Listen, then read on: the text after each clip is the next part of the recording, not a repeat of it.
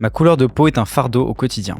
Oui. C'est aussi vrai que d'affirmer que Jordan Bardella est un esprit brillant. J'utilise le terme personne racisée. Oui. Oui. J'ai peur de mourir. Non. Non. Je m'appelle Douce Dibundo, je suis journaliste et chercheuse indépendante et poétesse. En France, on se victimise tout le temps. Non. Je m'adapte pour être accepté. Oui, parfois. Non. La France nie son histoire. Totalement. Non. Nous sommes tous égaux. Oh que non. Oui, en droit, non, en fait. Les femmes subissent un racisme différent. Oui. Oui. Ludovic Herman Wanda, 43 printemps, de profession écrivain, formateur en maîtrise du langage soutenu et du logos. L'entre-soi est parfois nécessaire. Oui. Oui. Il faut que les Blancs se sentent coupables. Non. Non. Mais responsable, oui. Rester dans le silence, c'est être lâche. C'est être impuissant. Le silence peut être une source de pouvoir. Le racisme est à l'origine de nombreuses maladies. Oui. En France, le racisme est banalisé. Malheureusement, oui. 1000 fois oui. On doit se sentir supérieur pour exister. Oui. Non. Ce sont les femmes qui se victimisent le plus. Oui, en raison de la définition de la victimisation, mais oui. Aujourd'hui, le racisme est moins violent. Physiquement, de façon incontestable. Psychologiquement, ça se discute. Il existe plusieurs formes de violence, donc oui et non. La police est une source de stress. Et pas que de stress. Quand on n'a rien à se reprocher, non. Le racisme est une affaire de santé publique. De santé républicaine. La gauche est antiraciste. En apparence. En apparence, oui. La droite est raciste. Oui. Oui. La France est un pays raciste. Racialiste. Les médias ne parlent pas assez du racisme. Malheureusement, non. Si, mais pas pour le traiter, plus pour l'alimenter. Toutes les communautés ne sont pas égales face au racisme. Incontestablement. C'est vrai. La solution, c'est d'en parler. En partie, oui. Plutôt agir. La solution, c'est l'éducation. Entre autres, oui. Fondamentalement, oui. La solution, c'est de faire une thérapie. Collective alors, républicaine, et non pas communautaire. Collective, communautaire, voire communautarisme. Douce, tu parles du concept de charge raciale. Tu peux nous expliquer ce que tu entends par ça et nous donner un exemple, une anecdote de ce que tu aurais subi justement comme charge raciale. Oui, alors, le concept de charge raciale met en avant 3 dimensions du quotidien des personnes racisées. Une part historique, un fardeau qu'on porte d'un contrat racial que nous n'avons pas signé, qu'on porte malgré nous. Une part interpersonnelle, c'est-à-dire par rapport à ce qu'on vit dans la société quand on est confronté aux institutions dites républicaines comme la police, le milieu médical, le couple, la famille. Donc c'est un fardeau, c'est un poids que de devoir être en hypervigilance, de faire attention à comment nous sommes perçus et comment on peut échapper ou non aux stéréotypes des préjugés, à la menace du stéréotype.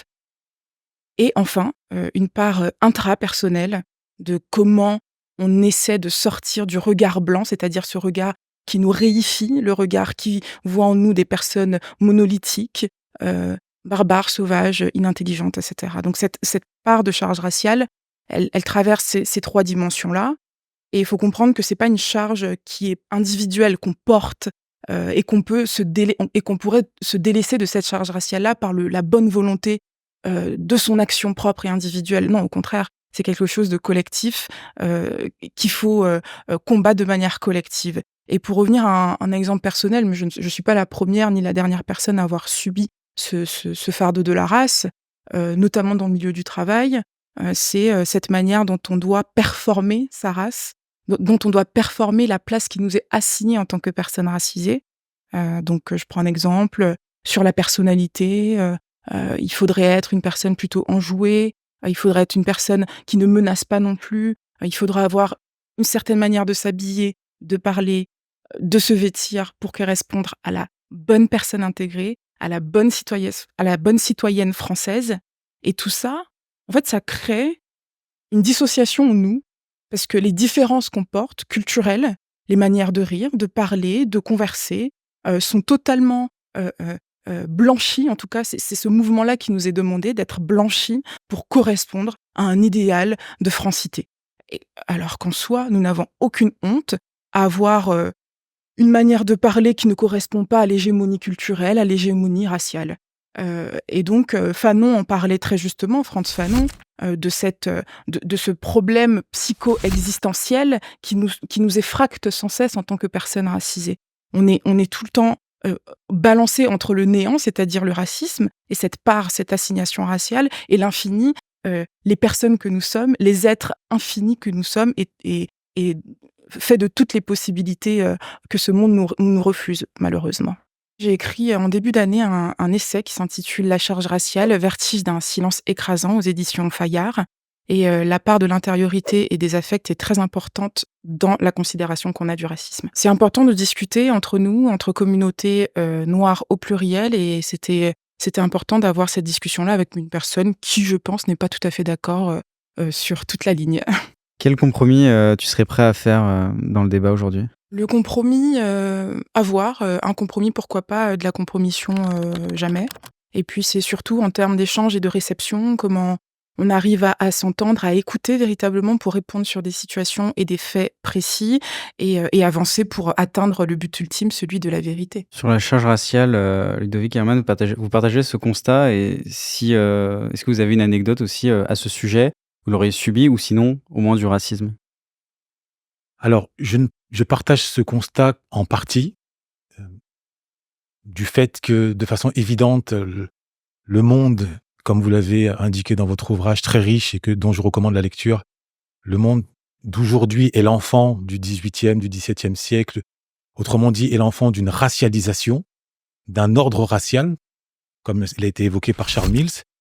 Donc ça, c'est indiscutable et cette racialisation pèse encore aujourd'hui dans l'inconscient collectif, si on reprend un terme de Carl Gustav Jung. Et l'inconscient collectif se caractérise par des archétypes, par des stéréotypes et par conséquent par un regard que l'on pose sur des individus en raison de leur couleur de peau et en particulier les dits noirs. Je reviendrai sur le dit noir après. Autrement dit, oui, à cet égard, la charge raciale existe. Néanmoins, je suis de ceux qui considèrent que le temps n'est pas fixe, que ce qui était vrai hier peut ne plus l'être aujourd'hui. Le temps de Fanon n'est plus le temps de Barack Obama. Je considère que aujourd'hui, en Occident, par l'intermédiaire du pouvoir académique, eh bien, il est possible à un afro de s'extraire de ce regard racial. Et c'est d'ailleurs dans cette dynamique-là que l'évolution des mentalités s'opère. Alors, il est évident aussi que souvent, à travers tel ou tel fait divers, on soit ramené de manière vicariante, comme vous l'évoquez dans vos ouvrages, dans cette douleur, dans cette identification. On voit tel ou tel jeune ou moins jeune, l'affaire George Floyd en est la plus grande incarnation, se faire assassiner en live, en mondo vidéo. Tout afro aux quatre coins du monde ne peut que s'identifier de Barack Obama, de Michael Jordan, au dernier dealer de crack qui se trouve à la colline du crack. Ça, c'est indiscutable. Il n'en demeure pas moins, à mon sens, que nous vivons une époque à travers laquelle chaque afro, au même titre que chaque individu, comme nous le prouve d'ailleurs la communauté asiatique, qui pendant des décennies a elle aussi subi un regard racialiste, infériorisant. Pour autant, ça ne l'a pas empêché de s'en extraire et aujourd'hui être regardé avec une forme d'admiration. De la même façon, j'estime qu'aujourd'hui, nous avons notre destin en main quand on vit en Occident, quand on vit en Afrique anglophone, pas encore en Afrique francophone pour des raisons géopolitiques qui n'échappent à personne, et particulièrement en France. En France, j'estime que la plus grande charge, elle est sociale. Elle n'est pas raciale. La charge sociale, c'est la charge linguistique. Quand vous évoquez la nécessité d'obéir à un certain nombre de codes, si on reprend la terminologie de Bourdieu, ce sont des codes d'ordre sociaux, ce ne sont pas des codes liés à la couleur de peau. Un gilet jaune ne s'exprime pas de la même façon qu'un Emmanuel Macron. Donc, enfermer les comportements uniquement dans une dimension raciale, comme au temps de la ségrégation, comme au temps des lois de Willie Lynch, à mon sens, c'est être prisonnier d'une forme de trauma, que je ne vous reproche pas, hein, qu'on se mette bien d'accord, qui est d'une certaine façon compréhensive au vu de la lourdeur de notre histoire, néanmoins, à mon sens, qui nous empêche de pouvoir épanouir, de pouvoir nous déployer. En clair, ça nous empêche de comprendre que la communauté afro est peut-être la communauté de la noirceur, mais elle est également, mais avant tout, la communauté du soleil. Et que par ce retour à nous-mêmes historique, on n'est pas né dans les cales de négrier, nous sommes nés à l'ombre des pyramides de Narmer, nous sommes nés sous le regard de Soundiata Keïta, nous ne sommes pas nés que dans les cris et les larmes de Kunta Kinte. Donc, quand on réinvestit notre noblesse historique via justement des recherches historiques, à ce moment-là, on peut se projeter, comme je prends l'exemple d'un enfant d'origine sénégalaise qui, je crois, il vit en Angleterre, aux États-Unis, du nom de Ayan Diop, à qui je rends hommage, âgé de 6 ans, qui s'impose une hygiène de vie incroyable en se répétant chaque matin, avant de s'adonner à son petit rituel qui consiste à lire et à prendre son thé. Il se répète chaque matin: je suis béni, je suis intelligent et je peux tout. Donc, à partir de là, la pensée positive peut briser le fardeau que fait peser ce que vous avez défini comme étant la charge raciale. J'entretiens un rapport très fourni au sujet. C'est un rapport, j'allais dire même transcendantal, qui m'habite. J'attends de ce débat de pouvoir démontrer que africanité ne rime pas qu'avec souffrance, mais peut aussi bien, voire d'abord, rimer avec noblesse, avec hauteur, avec combativité. J'estime qu'il est important que ma voix soit présente aujourd'hui afin de permettre aux jeunes générations de comprendre que la lutte contre le racisme, c'est la lutte qui nous éloigne de la vraie lutte, à savoir la lutte pour l'excellence, la lutte contre la médiocrité. Et ce son de cloche, on l'entend très peu à travers les différents canaux médiatiques. Quel compromis je serais prêt à faire, en toute franchise? Je n'en vois pas un qui me vient en tête. Je suis simplement attaché à la dialectique. J'obéis à l'argumentation, si bien que si on m'oppose un argument qui peut infléchir une vision que je portais du monde, je suis parfaitement apte et à même de me remettre en question. D'où c'est pas une question de racisme, une question sociale?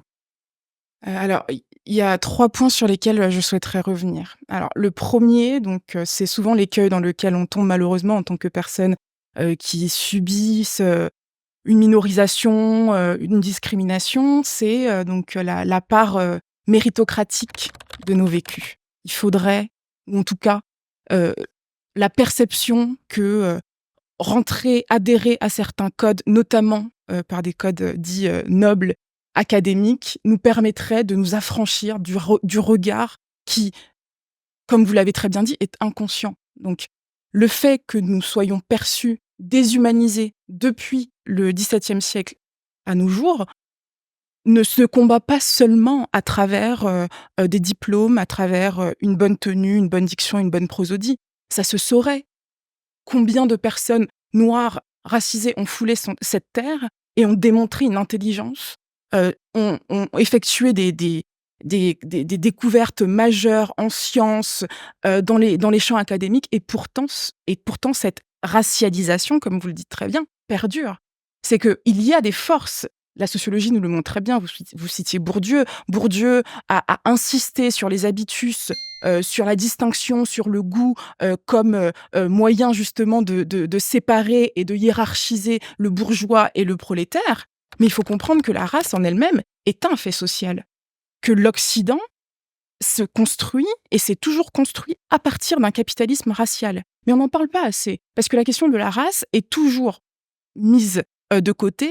L'agenda des luttes, l'agenda du progrès social ne prend pas en compte la race parce que c'est un impensé dans la société et en Occident en général parce que c'est un tabou. Et donc, quand on regarde historiquement, quand on regarde la fondation, le fondement même du capitalisme, on se rend compte que au bas même de l'échelle de la pyramide du capitalisme, ce sont les corps racisés qui portent cette charge-là. Ce sont les corps racisés qui font tourner le monde. Et la négrophobie et le capitalisme s'expand grâce aux corps noirs, notamment, qui sont en bas de l'échelle. Et ce n'est pas moi qui le dis, je n'adhère pas à cette vision du monde, mais il faut bien faire le constat social et sociologique de ce fait. Donc, c'est encore le cas aujourd'hui ou vous parlez dans bien sûr, l'histoire? c'est encore le cas aujourd'hui, mais il faut voir quand on parle du lumpenprolétariat, on parle de qui? On parle plus de l'ouvrier dans la ruralité qui se sent délaissé et abandonné et qui va voter Rassemblement national. On parle des livreurs qui subissent du racisme. On parle des personnes, les éboueurs. Ce sont des corps racisés qui tiennent la société. On parle des personnes, notamment des femmes de chambre, des infirmières, des aides-soignantes, qui sont en grande majorité racisées. Et donc, structurellement, les personnes racisées portent le capitalisme et portent et l'ultralibéralisme et sont les premières à en pâtir. Donc, la question de la méritocratie et d'un comportement plutôt, oui, en tout cas, reprendre des codes bourgeois, pour moi, ce n'est pas la solution. Ça peut faire partie d'un éventail, mais ce n'est pas la solution. Ensuite, vous avez évoqué très justement notre histoire, en mettant l'accent sur le fait que nous étions des soleils. Évidemment, c'est ce que je dis dans mon ouvrage. Il faut absolument savoir jouer de la dualité, être tout le temps en mouvement constant entre cette condition noire qui nous est imposée sociologiquement, comme je disais, à travers le capitalisme, l'ultralibéralisme, l'impérialisme, etc., et cette part insécable, indétrônable en nous de la noirité. Mais pour arriver à cette noirité-là, pour arriver à se désaliéner, pour arriver à sortir de ce conditionnement perpétuel qui dure depuis des siècles, il faut bien faire un constat. Il faut bien partir du fait juridique, mais aussi existentiel. En effet, nous sommes victimes. Parce que lorsqu'on reconnaît qu'il y a une injustice, on reconnaît qu'il faut changer cette situation. Et qu'est-ce qu'on reconnaît à travers ça ? L'exigence de nous-mêmes. Repartir à une humanité radicale de nous-mêmes. Mais comment parler de justice à un enfant noir quand on ne lui fait pas comprendre son passé ? Mais parler du passé, c'est pas être prisonnier de ce dernier. Bien au contraire, c'est de se dire jamais plus, malgré l'omission volontaire ou involontaire des programmes scolaires en Occident et en France de surcroît, sur le passé colonial, sur la colonisation, sur les violences policières, malgré tout ça, je sais mon histoire. Et elle a une part sombre qui ne vient pas de moi, mais dont je sais que l'Occident porte la faute et la responsabilité. À partir de là, très bien, j'ai une base solide, ensuite je continue. On ne peut pas se construire sur une base friable d'une pensée magique, positive, à se regarder devant le miroir en face tous les jours en disant « je suis béni, je suis un enfant du soleil », sans pour autant prendre en compte cette dimension duelle, la matérialité de nos conditions et comment la dépasser en investissant cette noirité. Et donc, je vous rejoins totalement sur cette part inextricable de nous, cette part profonde, les bénédictions qu'on porte de nos ancêtres, dont on hérite, mais on hérite aussi de traumas. Et le temps de Fanon, il est bien présent. Le passé, on le rejoue chaque jour. Et on le voit très bien avec cette séquence affolante des dernières élections législatives, où on a bien compris que la part des affects était prépondérante et importante. C'est-à-dire que les personnes qui sont majoritaires quand on parle du fait social qu'est la race, c'est-à-dire que les personnes blanches dites petits blancs, quand majoritairement elles font partie des dominants, et pourtant, à travers les affects, c'est-à-dire le fait de se sentir apparemment abandonné de la politique, de se sentir en insécurité par rapport à une horde de migrants qui viendraient agrandir les rangs et remplacer les bons citoyens français, quand ces personnes se sentent attaquées, prêtes à se battre face à une guerre civile, une guerre raciale imminente, c'est un renversement des affects. Et donc la charge raciale, elle est là pour mettre en avant ça, en disant, écoutez, les personnes racisées ont un monde intérieur qui est totalement effracté par le racisme. Il ne s'agit pas seulement de dénoncer sociologiquement, mais prenons en compte notre intériorité si on veut justement remettre au centre notre subjectivité, notre noirité et la part solaire de nous-mêmes. On a parlé de victimisation. Est-ce que aujourd'hui, on peut dénoncer, on peut parler sans évoquer la question de la victimisation ? Alors, avant de répondre à votre question, même si je vais la raccrocher à des éléments de réponse. Alors, bon, déjà, merci pour ce long exposé qui m'a permis d'y voir plus clair et qui permet aux spectateurs aussi de comprendre le fond de votre pensée. Et à titre individuel, ça permet surtout de marquer peut-être notre divergence, qui n'est pas en soi une opposition, une divergence. Vous dites, nous sommes victimes. Bon, ça me fait, à titre vraiment personnel, ça me fait penser au texte fondamental sorti des mains de Friedrich Nietzsche, le philosophe allemand que l'on ne présente plus, notamment la généalogie de la morale. Dans la généalogie de la morale, il explique, et je le rejoins à 1000%, et quand on regarde l'histoire de l'humanité, on ne peut que le rejoindre, même si ça peut nous heurter parfois dans notre sensibilité, il explique qu'en définitive, le monde est divisé en deux parties, entre d'un côté les dominants et de l'autre les dominés. Et que l'une des particularités du dominé, c'est qu'il s'octroie la domination morale. Il s'octroie un récit de domination morale qui consiste s'arroger le bon rôle, donc à se considérer comme victime, comme martyr, et à prêter aux dominants toute la barbarie, toute la cruauté. À la limite, pourquoi pas?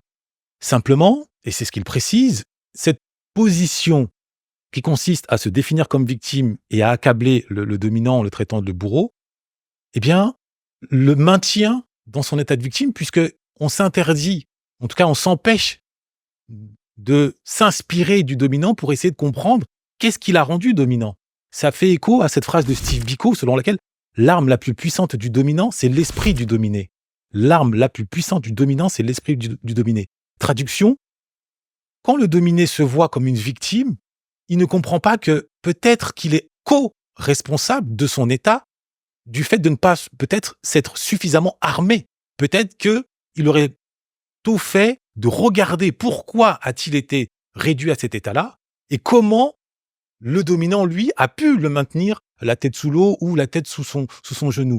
Le meilleur exemple, en tout cas l'un des meilleurs exemples dans l'histoire, c'est les guerres puniques entre les Romains et les Carthaginois. Les Romains ont pris une première raclée. Et plutôt que de se considérer comme victimes, ils ont étudié la force qui leur faisait face.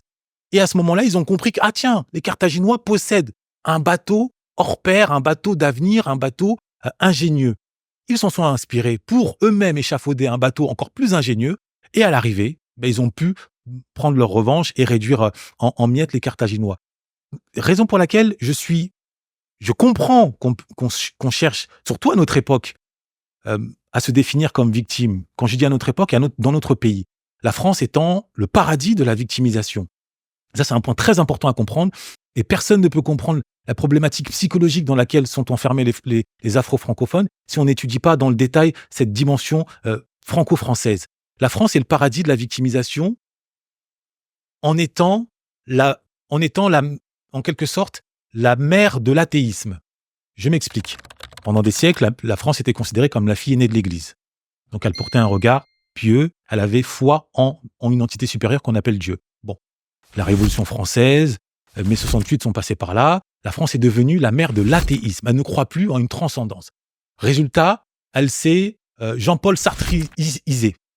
Donc l'enfer, c'est les autres. Donc maintenant, son mal, elle ne le voit plus en regardant dans la transcendance, en priant et en se projetant vers un meilleur, en essayant dans une introspection précisément de se regarder en face et de se dire, tiens, il y a tel ou tel aspect que je peux améliorer. Non, elle se voit comme victime existentielle par excellence. Donc tous les groupes, hommes, femmes, riches, pauvres, blancs, noirs, on se définit tous en France comme victimes d'un tel ou tel groupe. Et dans cette cacophonie, dans ce bal des victimes, l'afro, il prend son rôle. Il le prend d'autant plus que nous sommes dans les faits géopolitiques, historiques, économiques victimes depuis des siècles, voire des millénaires. Et là où le bas blesse, c'est que pendant que les femmes ou les féministes se disent victimes, pendant que le groupe LGBT se dit victime, pendant que la communauté juive se dit victime, à côté de ça, ils adoptent les codes de renforcement. Ils étudient, ils s'organisent, ils se constituent en lobby, au point où, autour de la table des décisionnaires, ils sont individuellement, en tout cas tous représentés. Et pendant ce temps-là, nous, afro, au sens large, francophones, j'insiste, nous ne sommes pas présents, puisque pendant qu'on se dit victime, on est enfermé dans une infériorité sociale, mais qui, dans les faits, se traduit par une infériorité linguistique. Je me permets de rappeler à tout un chacun que ce qui caractérise les afros aujourd'hui, c'est moins leur couleur de peau que leur capital linguistique, du fait d'être le seul groupe au monde que l'on a jeté dans des langues étrangères, l'anglais, l'allemand, l'espagnol et le français, du fait de la colonisation, sans leur en donner les codes d'accès à la maîtrise. À la maîtrise, on leur a donné ce qu'on appelle le parler nègre, c'est 300 mots de vocabulaire. Avec 300 mots de vocabulaire, on est de facto condamné à une infériorité sociale, économique et existentielle, puisque quand on parlait tout à l'heure, vous avez évoqué effectivement la charge raciale qui peut-être se manifeste dans les institutions. Maintenant, factuellement, c'est quoi une institution? On se rend à la mairie, on se rend au commissariat, ou du moins on fait face à un policier qui s'adresse à nous avec une forme de condescendance. Si nous ne sommes pas en capacité d'avoir le verbe haut, le verbe fort, et c'est tout l'objet de mon enseignement, le verbe fort pour rétorquer avec hauteur, avec noblesse, forcément, monsieur ou madame va va entretenir cette vision racialiste que lui ont transmis peut-être ses parents, que lui a transmis la télévision. Et c'est pour cette raison, à mon sens, que le combat aujourd'hui est à mener en nous-mêmes. Il ne s'agit pas d'une pensée magique, comme il a été évoqué tout à l'heure. Il s'agit d'une pensée constructiviste, d'une pensée pragmatique. Aussi longtemps que nous ne serons pas devenus forts, eh bien, les autres profiteront de notre faiblesse. On a parlé de la pensée, vous dites la pensée blanche. Mais dans votre livre, je m'attendais à voir parler de la pensée arabo-musulmane. L'esclavage a été au moins aussi présent dans l'ère arabo-musulman. Je n'ai pas lu une trace. Vous me dites si je me trompe. Le racisme est également prégnant dans le monde asiatique. Donc, c'est pas uniquement les 10 blancs n'ont pas le monopole du racisme. C'est un rapport de force, le racisme. Donc, aussi longtemps que nous demeurerons faibles, eh bien, les autres continueront de nous voir comme intrinsèquement, et pire, je vais même plus loin, génétiquement inférieurs. Ils considéreront que, oui, mais les Afro, ok, les pauvres, ils ont souffert un peu, mais quelque part, quand on les laisse entre eux, regarde ce que ça donne. Les jeunes aujourd'hui s'entretuent plus entre Afro que face à la police.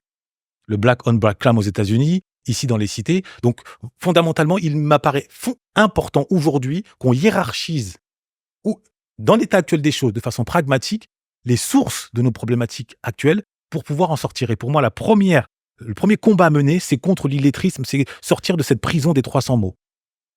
Alors, vous pourrez peut-être donner des leçons de rhétorique à Madame Taubira, qui, malgré sa prouesse linguistique, a reçu des messages, des invectives racistes tout le long de son mandat en tant que ministre de la Justice.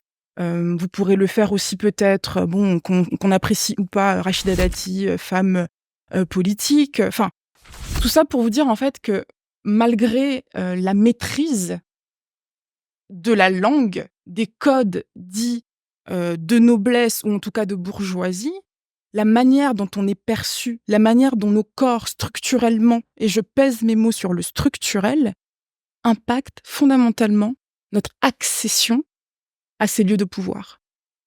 Qu'on soit riche ou pauvre, notre noirceur nous précède. Pourquoi ? On l'a déjà évoqué. Dans l'inconscient collectif, notre déshumanisation est inscrite.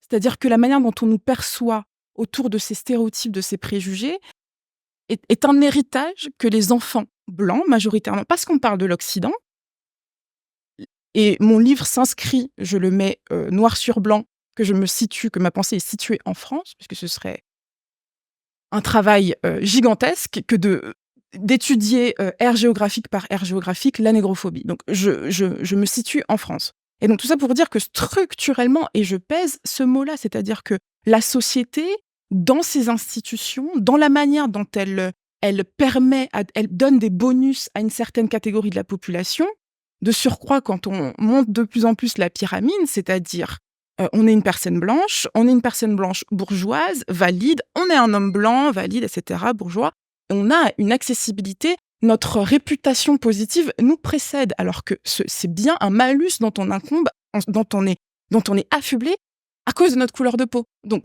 peu importe les efforts que l'on fournit, c'est pas tant à nous, sans cesse, d'évoluer. Qu'est-ce que l'on n'a pas fait à travers la négritude, à travers le pouvoir noir, à travers le conscientisme? Qu'est-ce qu'on n'a pas fait pour avoir cette conscience noire, à travers la poésie, à travers l'être et l'art, à travers cette manière de dire « je » et de s'ancrer toujours dans la subjectivité et dans la connaissance de nous-mêmes. On n'a rien à prendre. En revanche, ce que je dis, c'est que les personnes blanches, ou en tout cas les personnes dominantes, là de surcroît, on parle de la race sociale blanche, ont à faire un travail d'intériorité. C'est-à-dire comment réduire l'écart d'empathie raciale. C'est ça dont on parle quand je parle des affects. Et quand je parle d'empathie sociale, ne vous méprenez pas, ne pensez pas que je quémande à ce qu'on nous prenne en compte, qu'on réalise à quel point nous sommes des bonnes personnes. Non, non, non. Parler d'empathie politique, c'est mettre au centre le politique dans tous ses aspects. Et donc l'empathie raciale permet d'interroger l'humanité, permet d'interroger la barbarie intériorisée de l'Occident et de la France. Et c'est pour ça que la charge raciale montre à quel point, de notre côté, on a un savoir-faire. Quand je parle de la charge raciale et de l'hypervigilance et et de ce que Patricia Hill Collins, donc une féministe noire, parlait de outsider within, c'est-à-dire la connaissance du dominant. Vous citiez Nietzsche, mais Nietzsche ne va pas très loin parce que les dominés connaissent les codes. Il n'y a pas plus informé qu'un dominant, un dominé. Ah si, les dominés, parce que... Est-ce qu'ils les maîtrisent? Ou est-ce qu'il les adhère totalement? C'est ça la question. Et c'est une forme de rébellion aussi, que de ne pas adhérer au code des dominants. Mais on les connaît sur le bout des doigts parce que nos représentations, notre imaginaire, les territoires de nos imaginaires sont colonisés de ce que ça veut dire d'être une bonne personne, de la réussite, de la manière de parler, on connaît. Est-ce qu'ils les maîtrisent? On en parle, je parle de ça dans la charge raciale, le code switching, le fait de changer de langage quand on est dans un monde ou dans une institution ou dans un espace majoritairement blanc. On sait comment adopter certains codes, certaines manières de parler, certaines manières d'agir. Donc la question, ce n'est pas la maîtrise. Au contraire, nous sommes des génies de l'adaptation. Mais ce génie de l'adaptation, si je puis me permettre, je ne vous ai pas interrompu tout à l'heure, ce génie de l'adaptation nous permet en effet de naviguer depuis des années, des décennies dans ce monde-là. Mais la question, ce n'est pas d'atteindre cette méritocratie et cette réussite. La question, c'est en face, les personnes blanches qui bénéficient de ce système, comme vous l'avez très bien dit, raciste, qui est un système d'opposition, un système de rapport de force. Interrogez-vous sur comment le racisme nous impacte nous, mais comment le fascisme, qui prend source dans ce racisme, va aussi influencer vos vies et mettre vos vies en danger. Comment les violences policières qui d'abord sévissaient dans les quartiers populaires se répandent maintenant dans les beaux espaces de la capitale et sur les corps des gilets jaunes.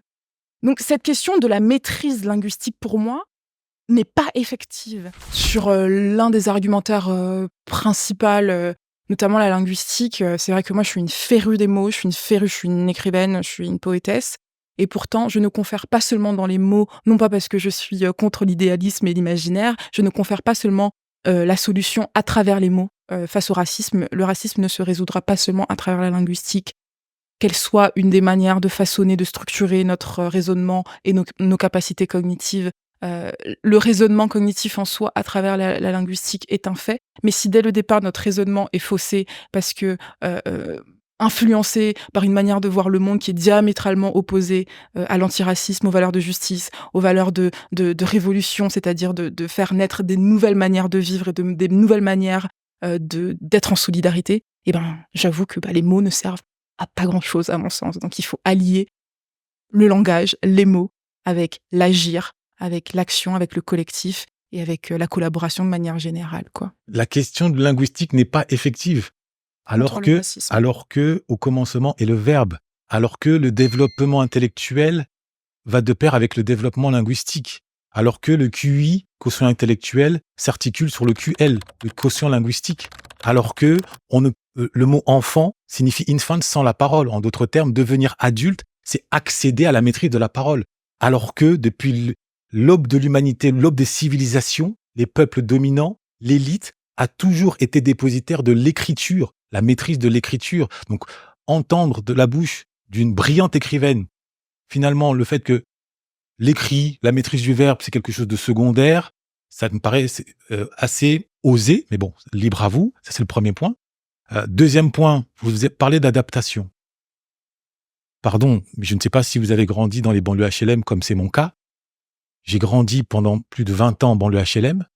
Je peux vous assurer qu'on est prisonnier des 300 mots. Je vous invite à vous rendre au tribunal et vous allez vous apercevoir quand les jeunes qui, parce qu'ils ont commis tel ou tel acte délictueux, parfois criminel, se retrouvent sur les bancs des accusés à devoir livrer leur témoignage, à quel point ce qui sort de leur bouche est comparable à ce qu'on trouve dans la tête de Jordan Bardella, c'est-à-dire le vide, le néant, aucune syllabe. Et ce n'est pas par choix, c'est fondamentalement par impuissance. Et cette impuissance linguistique, ce n'est pas Ludovic Herman Wanda qui la diagnostique, c'est un certain nombre de chercheurs, comme Ben Tolila notamment, sociolinguiste, qui explique, ou William Labroff aux États-Unis, qui explique à quel point ce qui caractérise les classes sociales inférieures, pas que afro, mais inférieures, aux États-Unis ça touche aussi les hispaniques, c'est l'infériorité linguistique.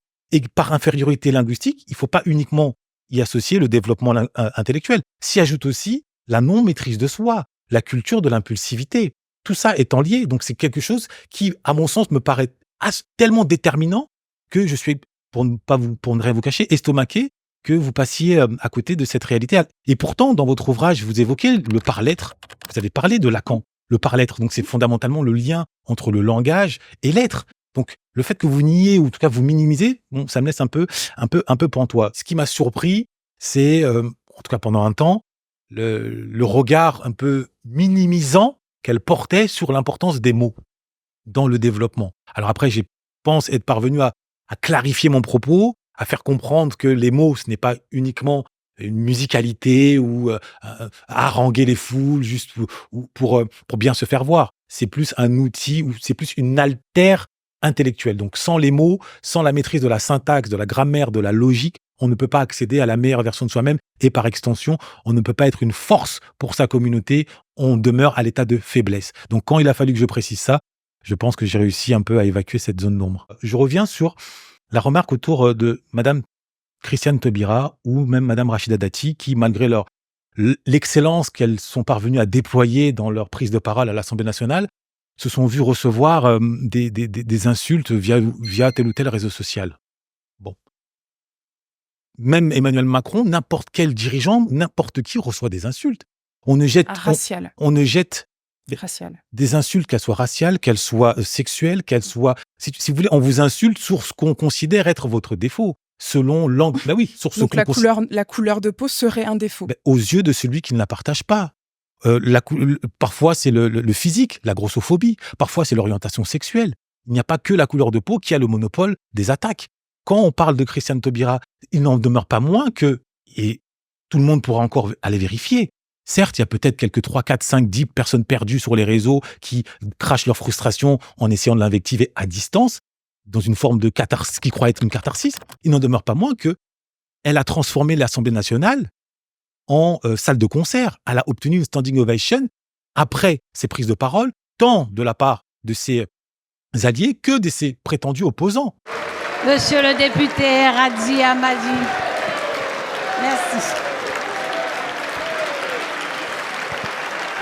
On a reconnu sa puissance linguistique, sa puissance rhétorique. Donc, ce n'est pas pour rien si on dit que la démocratie, c'est l'aristocratie des orateurs. Or, aujourd'hui, Christiane Taubira a montré... Alors, on peut, sur le plan purement théorique, trouver ça triste que d'être obligé de démontrer une certaine capacité à répondre à certains codes. On peut le déplorer. Il n'empêche que le monde est ce qu'il est. Donc, elle a réussi, elle, à démontrer que l'association couleur de peau égale infériorité est nulle et non avenue. Mais là où le bas blesse, c'est que l'hirondelle ne fait pas le printemps. C'est que derrière une Christiane Taubira, il y a énormément de jeunes qui ont la même couleur de peau qu'elle et qui, hélas, peinent à pouvoir faire honneur ou en tout cas à pouvoir prendre la relève. Dieu merci, vous êtes là pour prendre le relais. Dieu merci, Rokhaya Diallo également est là pour prendre le relais. Mais derrière une Madame Douce ou derrière une Madame Rokhaya, il y a énormément de sœurs, je ne vais pas citer les noms pour ne pas accabler qui que ce soit, mais qui sont prisonnières de ces 300 mots. On a la plus grande star internationale, Aya Nakamura, qui nous réjouit tous, qui est en grande affiche christique à la 5e avenue et qui pourtant a été réduite à une étrangère venue de Bamako au seul motif qu'elle ne maîtrise pas suffisamment la langue française. Ce qui est vrai, mais ça, elle n'a pas choisi de ne pas la maîtriser. Donc le critère linguistique, il ne s'agit pas juste de répondre à des codes, il s'agit de répondre aux exigences personnelles, à l'élévation de soi. Tous les peuples qui se développent sont des peuples qui ont mis le paquet sur l'éducation linguistique, lequel donne accès à l'éducation cérébrale. Nous sommes à une époque de l'IA. Pour devenir docteur, pour devenir avocat, pour devenir journaliste, pour incarner une force collective, comment faire avec ces seuls 300 mots? Comment faire si on ne parvient pas à développer l'intellect? Les Chinois, depuis le temps du mandarinat, vous l'avez compris par les textes de Confucius, ils avaient mis au diapason, ils avaient mis en place cette exigence de développement par le langage. Donc, le renforcement de soi par la langue, c'est indispensable, c'est fondamental. Et tant qu'on ne comprend pas ça, on ne peut pas comprendre, à mon sens, le reste dans les rapports de force. Je rajouterai un point. Le regard de l'autre, c'est l'autre qui nous impose une forme de faiblesse.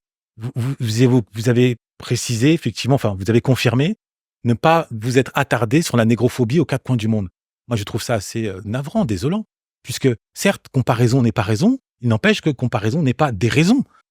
Si vous ne pouvez pas porter un regard global sur la réalité du racisme, si vous le focalisez uniquement sur l'Occident, ah ben oui, là, en ce moment-là, vous ne pouvez que tirer à boulet rouge sur ce que vous appelez la blanchité. Alors que, je le répète, un gilet jaune n'a rien à voir avec Bernard Arnault. La couleur de peau ne détermine absolument pas le rapport au monde, le rapport de force, même s'il y a la conscience collective et l'inconscient collectif n'en disconvient pas. Il n'en demeure pas moins qu'à l'échelle aujourd'hui du monde, cet inconscient collectif s'étend. Vous regardez la société de caste des Indiens, ce qu'on appelle les intouchables, c'est les personnes qui ont une couleur de peau sombre. Mais si vous ne prenez pas cette grille de lecture-là, si vous ne l'ajoutez pas à la vôtre, à mon sens, vous avez un regard limité et on va même, peut-être, ce n'est pas mon cas, vous accuser d'être uniquement anti-blanche, d'être dans une obsession anti-blanc. Alors que c'est, moi qui ai lu votre livre, c'est absolument pas votre ressort, c'est absolument pas votre moteur. Votre moteur, c'est de permettre aux nôtres d'abord de comprendre, dans une forme de thérapie de groupe, d'expurger, comme vous l'avez dit, cette souffrance. Mais à côté de cela, et ce à quoi j'en appelle à votre bon sens, et au bon sens de tout un chacun, moi j'en appelle aussi à la virilité. Le mot virilité n'est pas apparu une seule fois dans votre texte. Or, aujourd'hui, et je m'appuie, moi, sur les travaux d'Olivia Gazalet, le mythe de la virilité. Elle dénonce la virilité. Simplement, qu'on le veuille ou non, encore aujourd'hui, le monde est guidé, est structuré, et organisé autour de la virilité. À ne pas confondre avec l'hyper-virilité qui pousse à la barbarie, au sadisme. La virilité, c'est ce qui permet au dépassement de soi. Et c'est pas lié uniquement à un genre, à un sexe. C'est pas juste les hommes qui sont dépositaires de la virilité. Angela Merkel, Golda Meir, pour ne citer qu'elle, Joséphine de Beauharnais et tant d'autres, ont fait preuve de virilité, c'est-à-dire de combativité face à la difficulté, face à un statut de victime. Vous avez 2 possibilités. Soit vous attendez que autrui vous tende la main pour vous aider à sortir de votre état, mais ça suppose, comme vous dites, l'empathie. Mais l'empathie, c'est conditionné. Il faut que l'autre se reconnaisse un minimum en vous. Il faut qu'il vous reconnaisse comme un alter ego. S'il ne vous reconnaît pas dans son groupe, il n'y a pas d'empathie. C'est Goebbels, c'est Staline et les goulags. Quand l'autre est un autre avec un grand A, vous les déshumanisez, donc l'empathie trouve sa limite.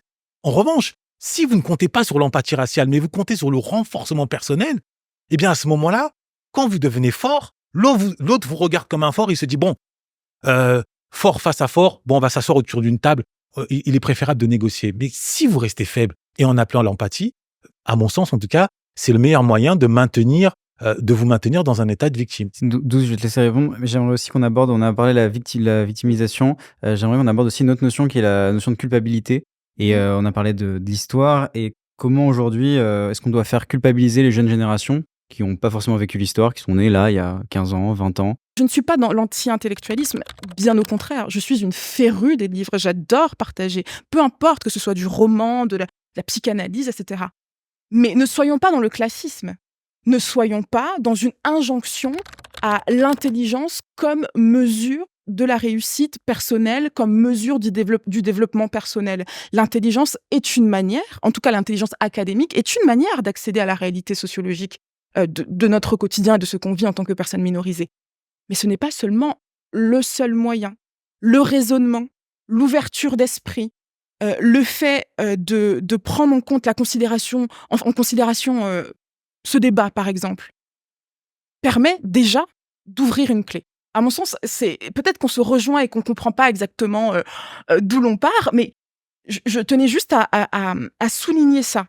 La linguistique n'est pas la seule solution parce que, à mon sens, on rejoint déjà cette pensée méritocratique et je tire la sonnette d'alarme à cet endroit-là, précisément. En revanche, la force du discours, la force de la transmission, la force du par-l'être, de ce qu'a été la vie de nos ancêtres et de ce que nous vivons aujourd'hui, ne se transmet pas seulement à travers plus de 300 mots et à travers un savoir académique. Et pour en revenir à la culpabilité, moi je vais faire plutôt court, hein, je dénonce et je me surprends en fait à chaque fois quand on me pose cette question de la culpabilité. Oui, mais est-ce que l'homme blanc porte un fardeau, celui de la culpabilité? Non, pas du tout. Est-ce qu'il faut le faire porter, le fardeau? Mais pourquoi il faudrait le faire porter? Je trouve que la responsabilité est déjà un peu plus noble. Je trouve que la responsabilité, se dire, écoutez, en effet, je vis dans un système où directement, je ne fais pas subir du racisme à des personnes racisées, c'est-à-dire que je ne vais pas sciemment les insulter, les confronter à une violence verbale, physique. Non, non, je suis une personne plutôt intègre, et pourtant, je bénéficie du racisme en tant que système. Et pourtant, ma famille a pu reproduire socialement un héritage, a pu transmettre un héritage financier, parce qu'il y a des personnes qui ne bénéficient pas d'un accès facilité au logement, au travail notamment. Il y a des personnes qu'on assigne à une place sociale, financière, raciale, et il faut que j'en prenne conscience. Et il faut que je prenne conscience aussi que le virilisme, ou en tout cas la domination, l'hégémonie de l'Occident, se fonde sur un extractivisme, sur une pulsion de conquête viriliste, pour le coup, c'est-à-dire l'esclavagisme, le système esclavagiste et la colonisation. Il faut que je prenne en compte que, en effet, j'hérite du passé de mes ancêtres blancs, francs, peu importe, en tout cas de mes ancêtres, et qu'à travers ce système-là, à travers mon passeport, qui me permet d'être citoyen du monde et de ne pas voir le racisme, parce qu'au final, je ne subis pas le racisme, et que nous sommes en 2024 et que les gens ont évolué, et que je me permets de donner des leçons de moralité et de victimisation aux personnes qui le subissent jour après jour. Tout ça m'est permis grâce, à cause du racisme comme système. Cette responsabilité-là me permet justement d'aller en introspection de moi-même et en introspection de mon environnement. Qui sont les personnes autour de moi? À quel discours j'adhère? Quels sont les biais cognitifs qui me sont validés par mon entourage et ma famille? Est-ce que je suis prêt à ne pas seulement être contre le racisme, mais à être aussi anti-raciste? C'est-à-dire à prendre des risques, à lors de manifestations, à me mettre devant pour pas que mes personnes, en tout cas mes amis racisés, subissent la violence policière, par exemple. Est-ce que dans une position de dominant, ou en tout cas une position où je bénéficie en tout cas d'un privilège, est-ce que je vais recruter une personne pour sa compétence en tant que personne racisée, ou je vais privilégier le biais cognitif de la reconnaissance, de l'identification, de l'empathie raciale? Est-ce que je vais prendre du recul sur cette histoire coloniale en tant qu'enseignant, en disant, il y a une injustice et je vais désobéir? Moralement, on parlait de la morale tout à l'heure, l'antiracisme est fondamentalement une valeur de justice, une valeur d'égalité, une valeur morale. Je pèse mes mots. Même si c'est mal d'invoquer la morale en France, parce qu'il y a toute cette culture libertarienne, etc. Il y a fondamentalement une morale à ne pas vouloir la mort de personne, à ne pas distribuer des points de vie ou de mort à des personnes sur du court, moyen ou long terme. Parce que c'est ça le racisme, c'est faire face à une mort prématurée. Et donc, cette responsabilité-là, elle est au-delà de la culpabilité. C'est une conscientisation logique, sociale, mais aussi humaine. Et donc, à partir du moment où on va dépassionner la question du racisme, qui n'est pas une question morale, l'antiracisme l'est, mais le racisme en lui-même n'est pas une question morale, c'est une question structurelle. C'est-à-dire que vous n'avez pas besoin d'être frontalement raciste pour bénéficier du racisme et pour ne pas voir à quel point la société française, je pèse une fois mes mots, est raciste parce qu'elle est baignée dans tous les pans médiatiques, structurellement, socialement, par des idéologies, par une idéologie pseudo-scientifique de la bassesse des Noirs au niveau biologique, ensuite par un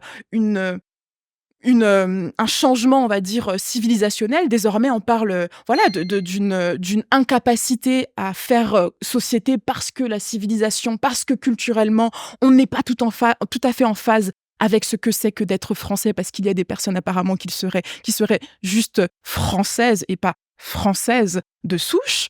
Tout ça, c'est infusé à travers les médias. Tout ça, c'est infusé à travers les discours qui se veulent humoristiques. Et on est traversé par ça. Ouais. Même en tant que personne racisée, nous Ludovic. sommes traversés sans cesse par ce racisme et ce système. Et donc, il faut prendre sa responsabilité. Et prendre sa responsabilité, c'est étudier avec, Merci. On va laisser avec répondre intérêt Ludovic Herman sur la le sujet. question du racisme. Alors là où je vous rejoins à 1000%, comme je l'ai fait savoir déjà en introduction, c'est qu'il est indiscutable que le monde aujourd'hui, et je parle du monde à l'échelle vraiment mondiale, et la France en fait partie, est inconsciemment structuré selon un schéma d'analyse racialiste. C'est indiscutable. À travers des préjugés qui se traduisent ensuite au quotidien, à travers une minimisation. C'est tel homme d'État ou homme politique qui, à la télévision, dit que Bamboula, ça passe. Parce que les mots bamboula, d'accord, ça ne doit pas se dire, etc. Ça reste encore à peu près convenable. Non. De l'autre côté, enculé de flic, c'est pas convenable non plus. Dans les deux sens, ça n'est pas non mais convenable. voilà. C'est telle marque H&M, pour ne pas la citer, qui explique être noir et c'est être un singe. C'est telle campagne de pub SOS Racisme qui dit « Oh, c'est pas de sa faute s'il est noir ». C'est tel capitaine d'industrie Guerlain qui exprime que les nègres n'ont pas assez travaillé devant une journaliste hilar. Les exemples ne manquent pas. Donc tous les jours, comme vous l'avez dit dans votre livre, il y a une autoroute de l'humiliation que nous subissions. Tous les jours, en effet, en tant qu'afro, on reçoit un crachat au visage. Ça, c'est indiscutable. Là-dessus, on est parfaitement raccord. Maintenant, là où éventuellement une distinction s'opère, c'est sur cette question de la culpabilité. Moi, je lui préfère la notion de la cohérence. Je m'explique. La culpabilité reste dans une dimension morale. Certains diront même moralisatrice. Coupable, pas coupable. Le bien, le mal. Bon. Tandis que la cohérence, elle s'inscrit dans une dimension encore supérieure à mes yeux, c'est celle de la rationalité. C'est qu'on part des prémices, et ça c'est le scientifique en moi qui parle, on part des prémices acceptées par tous, conventionnelles, d'accord ? Sur quelles prémices nous partons ? En l'occurrence, telle valeur, l'égalité des droits, la République, liberté, égalité, fraternité. Et partant de ces prémices-là, on démontre des manifestations d'incohérence. Comme l'ont fait les Afro-Américains, on ne doit pas s'inspirer de tout sur eux, mais en l'occurrence, sur ce terrain-là, ils l'ont parfaitement bien fait. Comme l'ont fait les Afro-Américains, portés par le pasteur Martin Luther King, de 1954 à 65, lorsqu'ils ont organisé des sittings, ils ont organisé des marches au nom de la non-violence, mais surtout au nom de la satyagraha, au nom de la démonstration, par ce qu'ils faisaient, que l'Amérique n'était pas en cohérence avec les valeurs qu'elle promeuvait. Donc, de ce fait, l'incohérence, en plus enregistrée, heurte la conscience, à mon sens, davantage que la culpabilisation, d'autant plus que culpabiliser Madame, Monsieur Dupont pour un racisme dont elle serait bénéficiaire même inconsciemment, mais dans le même temps ne rien dire sur les actions que moi, à l'époque, je menais quand je rackettais son fils ou sa fille, parce qu'il y a ces deux pans-là, c'est quelque part lui donner du grain à moudre, parce qu'elle se dit « Ouais, mais attends, ils sont bien gentils, ils m'accusent parce que mes aïeux ont fouetté ses aïeux, mais moi, pendant ce temps-là, c'est mon fils qui vient, on lui a pris son téléphone portable à Barbès, c'est ma fille qui s'est fait alpaguer à Châtelet-Léal, etc. » Parce que c'est aussi une réalité. Je ne suis pas en train de dire que tous les descendants afro sont des délinquants. Une minorité est délinquante, sauf que c'est cette minorité qui crée un trouble et qui va même jusqu'à faire croire qu'il existe un racisme anti-blanc, une folie. On le sait. Il y avait trop de blancs sur la photo. Non, il n'y avait pas cette personne non Il y blanche. avait trop de blancs. Il y il y avait avait pas. pas- C'est une nuance intéressante. Bah oui, c'est intéressant. Non mais vous Charles imaginez Consigny. quelqu'un qui dirait qu'il y a trop de noirs sur une photo? Non, mais... Mais vous l'imaginez? savez- Si, ça a été fait Vous savez, Mais vous vous rendez compte ou Non, mais pas? Charles, Personne vous n'a savez dit ce que ça. c'est la Mais justice c'est honteux. Non, c'est pas d'entendre ça. Personne Mais n'a dit quelle ça. honte Parler de dire ça. d'antiracisme, c'est honteux. Mais c'est du racisme ce que vous faites. Oh, pauvre petit Bah chou. oui, c'est ça. Bah oui, Charles c'est du Consigny racisme. est victime de Bah racisme oui, anti-blanc. absolument, Oh là là, je suis sûre que absolument. De la votre part vie de est Madame Diallo. absolument torturée par le racisme anti-blanc et que vous Bah, avez perdu comme plein j'entends, d'opportunités. oui, parce ça que me vous choque appelez un peu. Charles et Quand parce que vous j'entends êtes blanc. qu'une photo. Vous êtes choqué parce qu'on dit Quand qu'il y a j'entends beaucoup qu'une de blancs. photo. Gaïa, Marie laissez-le Louis, répondre, laissez-le excusez-moi, répondre. j'ai même c'est pas un terminé ma langage, phrase, il m'a c'est un interrompu. langage racialiste. Pauvre petit Charles raciste. Consigny Dire qui une pleure du photo, racisme oui, anti-blanc. dire une photo, C'est ça m'a terrible. ébloui, je trouve Oh ça là là, très c'est choquant. Je suis terrible. désolé. La scène que nous venons de voir, moi, m'a plongé dans une douleur indicible. Et pourtant, Dieu sait, et on me connaît, que je suis pas de nature à faire preuve d'émotivité. Je prône la maîtrise de soi et la rationalité envers et contre tous. Sauf que là, nous étions face à ce que vous évoquez en long, en large et à raison. Nous étions face à, en apparence, plusieurs partis politiques qui sont censés ne pas être de concert. Et Rokhaya Diallo, analyste politique, qui met sur la table une réalité indiscutable. La gauche, le nouveau Front populaire, a réussi, in fine, à remporter ces élections, en partie avec l'appui et le soutien des minorités. Rokhaya Diallo a fait savoir que symboliquement, il n'aurait pas été extravagant de voir sur la photo de famille, la photo des victorieux, 1 ou 2 personnes racisées. Bompard lui donne quitus, lui donne raison, et là, Charles Consigny, dans ses œuvres, s'offusque et inverse la charge de responsabilité. Et finalement, tente de la clouer au pilori. Mais moi, ce qui m'émeut, c'est pas ce racialisme inconscient, ou peut-être même conscient, ou ce cynisme, si je puis dire, parce qu'il s'est empressé de parler de racisme anti-blanc, enfin, à croire que c'était téléguidé. Non. Moi, ce qui m'a ému, c'est la réaction de M. Bompard et de la journaliste. C'est que celles et ceux de ma génération, ou peut-être la nouvelle génération, qui vouent encore une espérance dans cet idéal républicain de fraternité, et qui tombent sur une vidéo comme celle-ci, ou une Rokhaya Diallo, qui ne se montre pas agressive, qui ne réclame pas qu'on coupe la tête des 10 blancs, ou quoi, qui réclame juste une représentativité quand on connaît l'importance de l'imaginaire et de l'identification pour des jeunes issus des quartiers. Elle ne demande pas grand-chose, elle demande juste une petite place, légitime.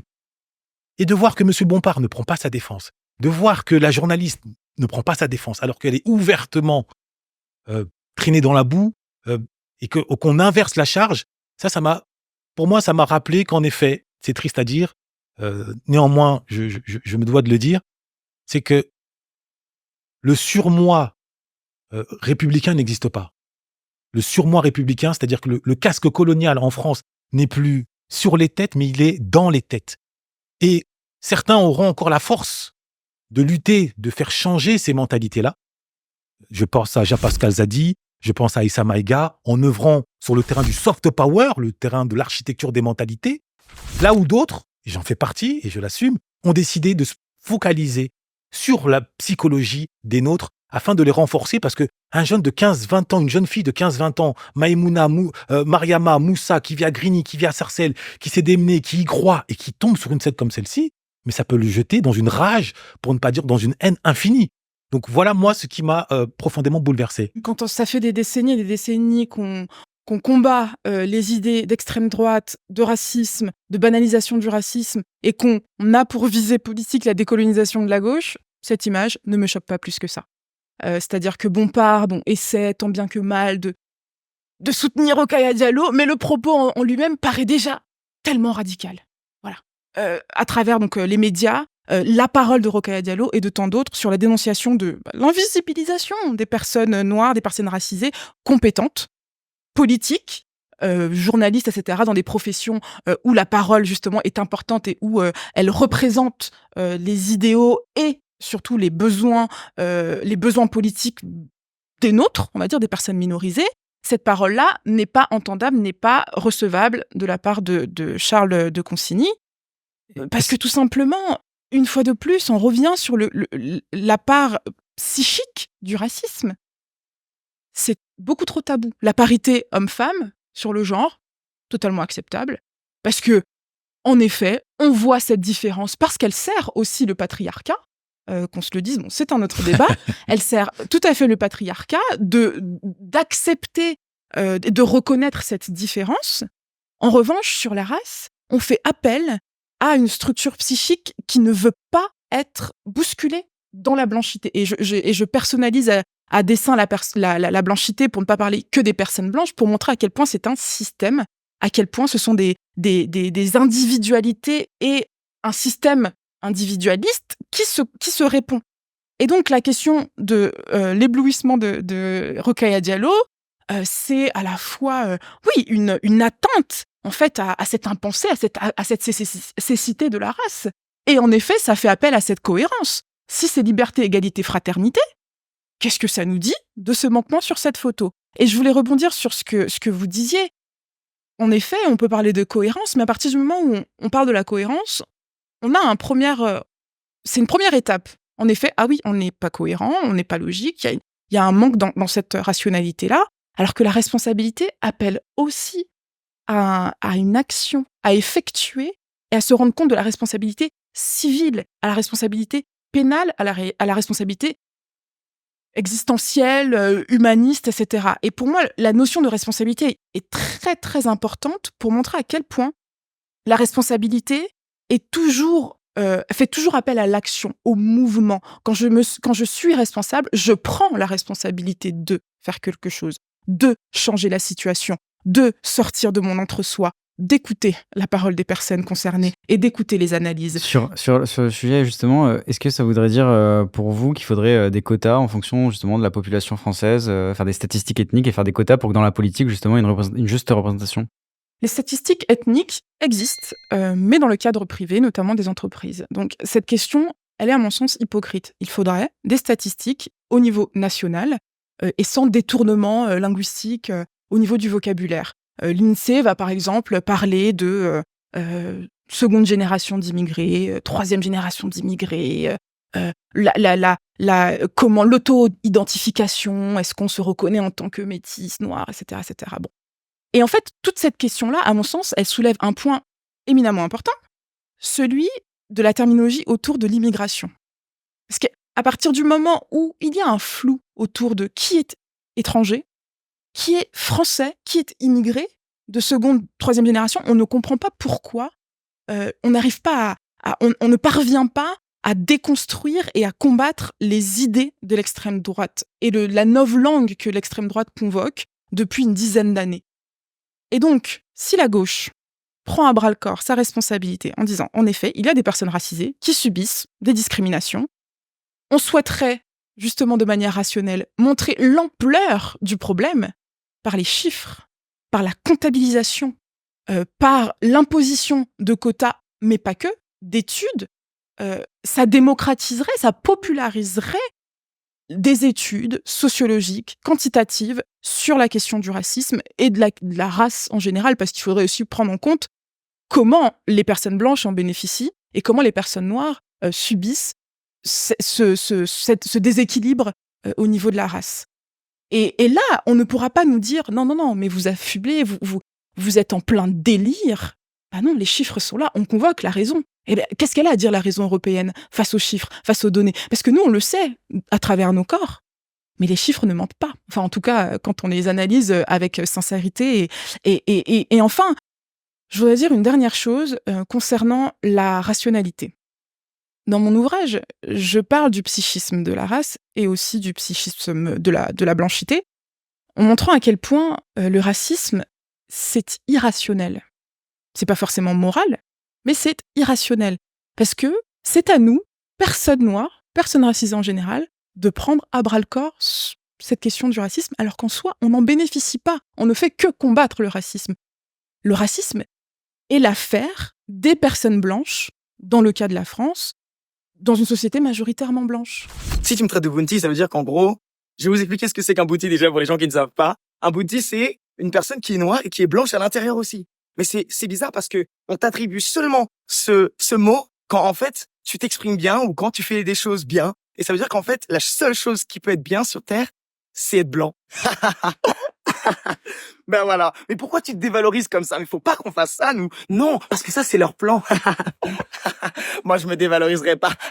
Mais c'est pas grave. Appelle-moi Bounty quand même. D'abord sur cette vidéo, on est typiquement dans le cœur de ce que j'évoque.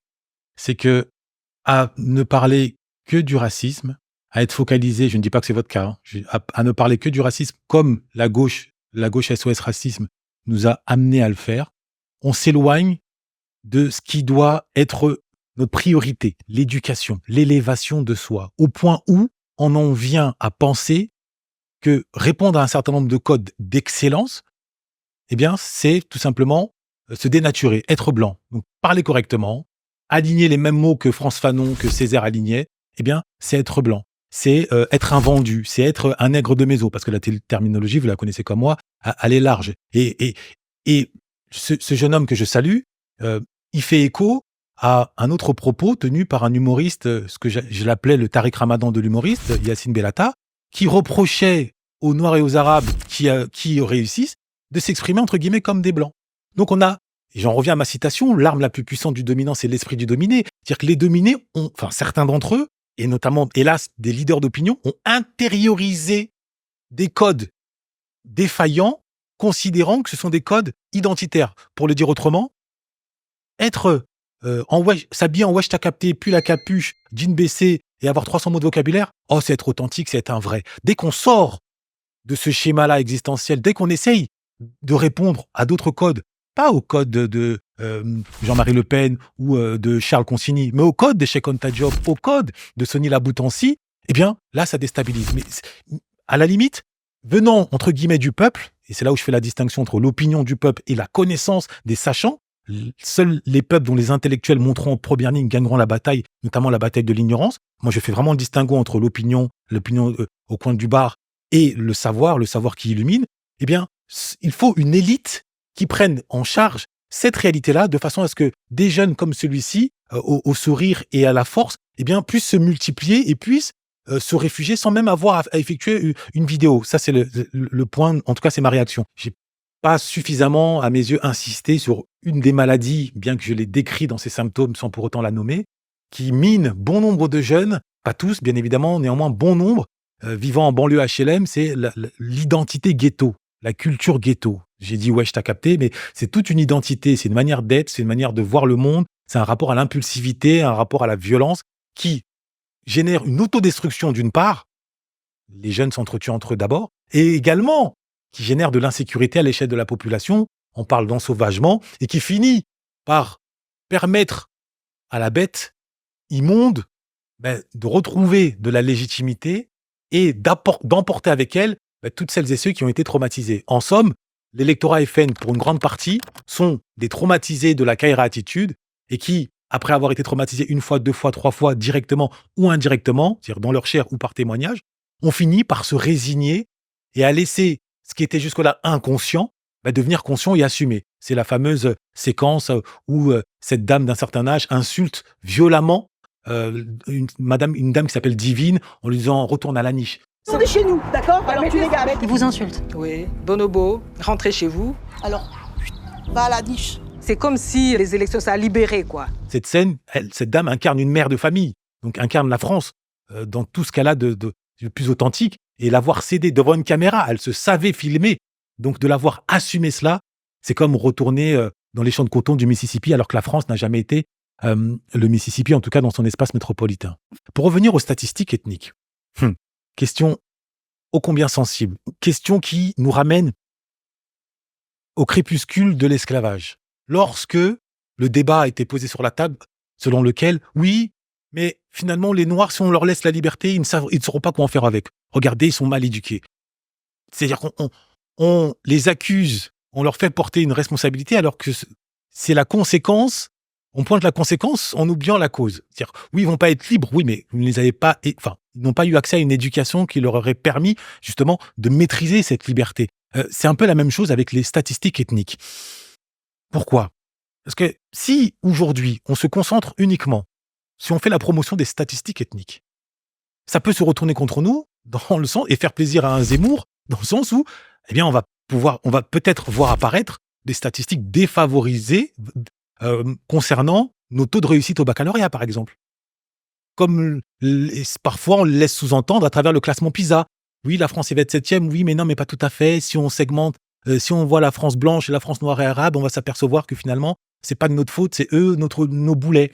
Donc, je suis pour les statistiques ethniques, dans une logique républicaine, pour permettre de s'inscrire vraiment dans cette fraternité et dans cette construction de cette fraternité, parce qu'elle n'existe que sur un terrain de football. Aujourd'hui, la fraternité républicaine, c'est Mbappé, c'est Griezmann, et c'est d'autres. Mais sur le terrain entrepreneurial, on voit bien qu'elle a du mal à émerger, et elle a d'autant plus du mal que les diplômés, les Mohamed, les Mariama, les Aïcha, diplômés Bac+3, Bac+5, ils se heurtent à ce racialisme inconscient.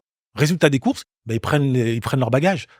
Il y a une hémorragie cérébrale massive, hélas, qui touche la France et qui, au bout du compte, se retourne contre cette même France, dans le sens où les diplômés issus de l'immigration partent.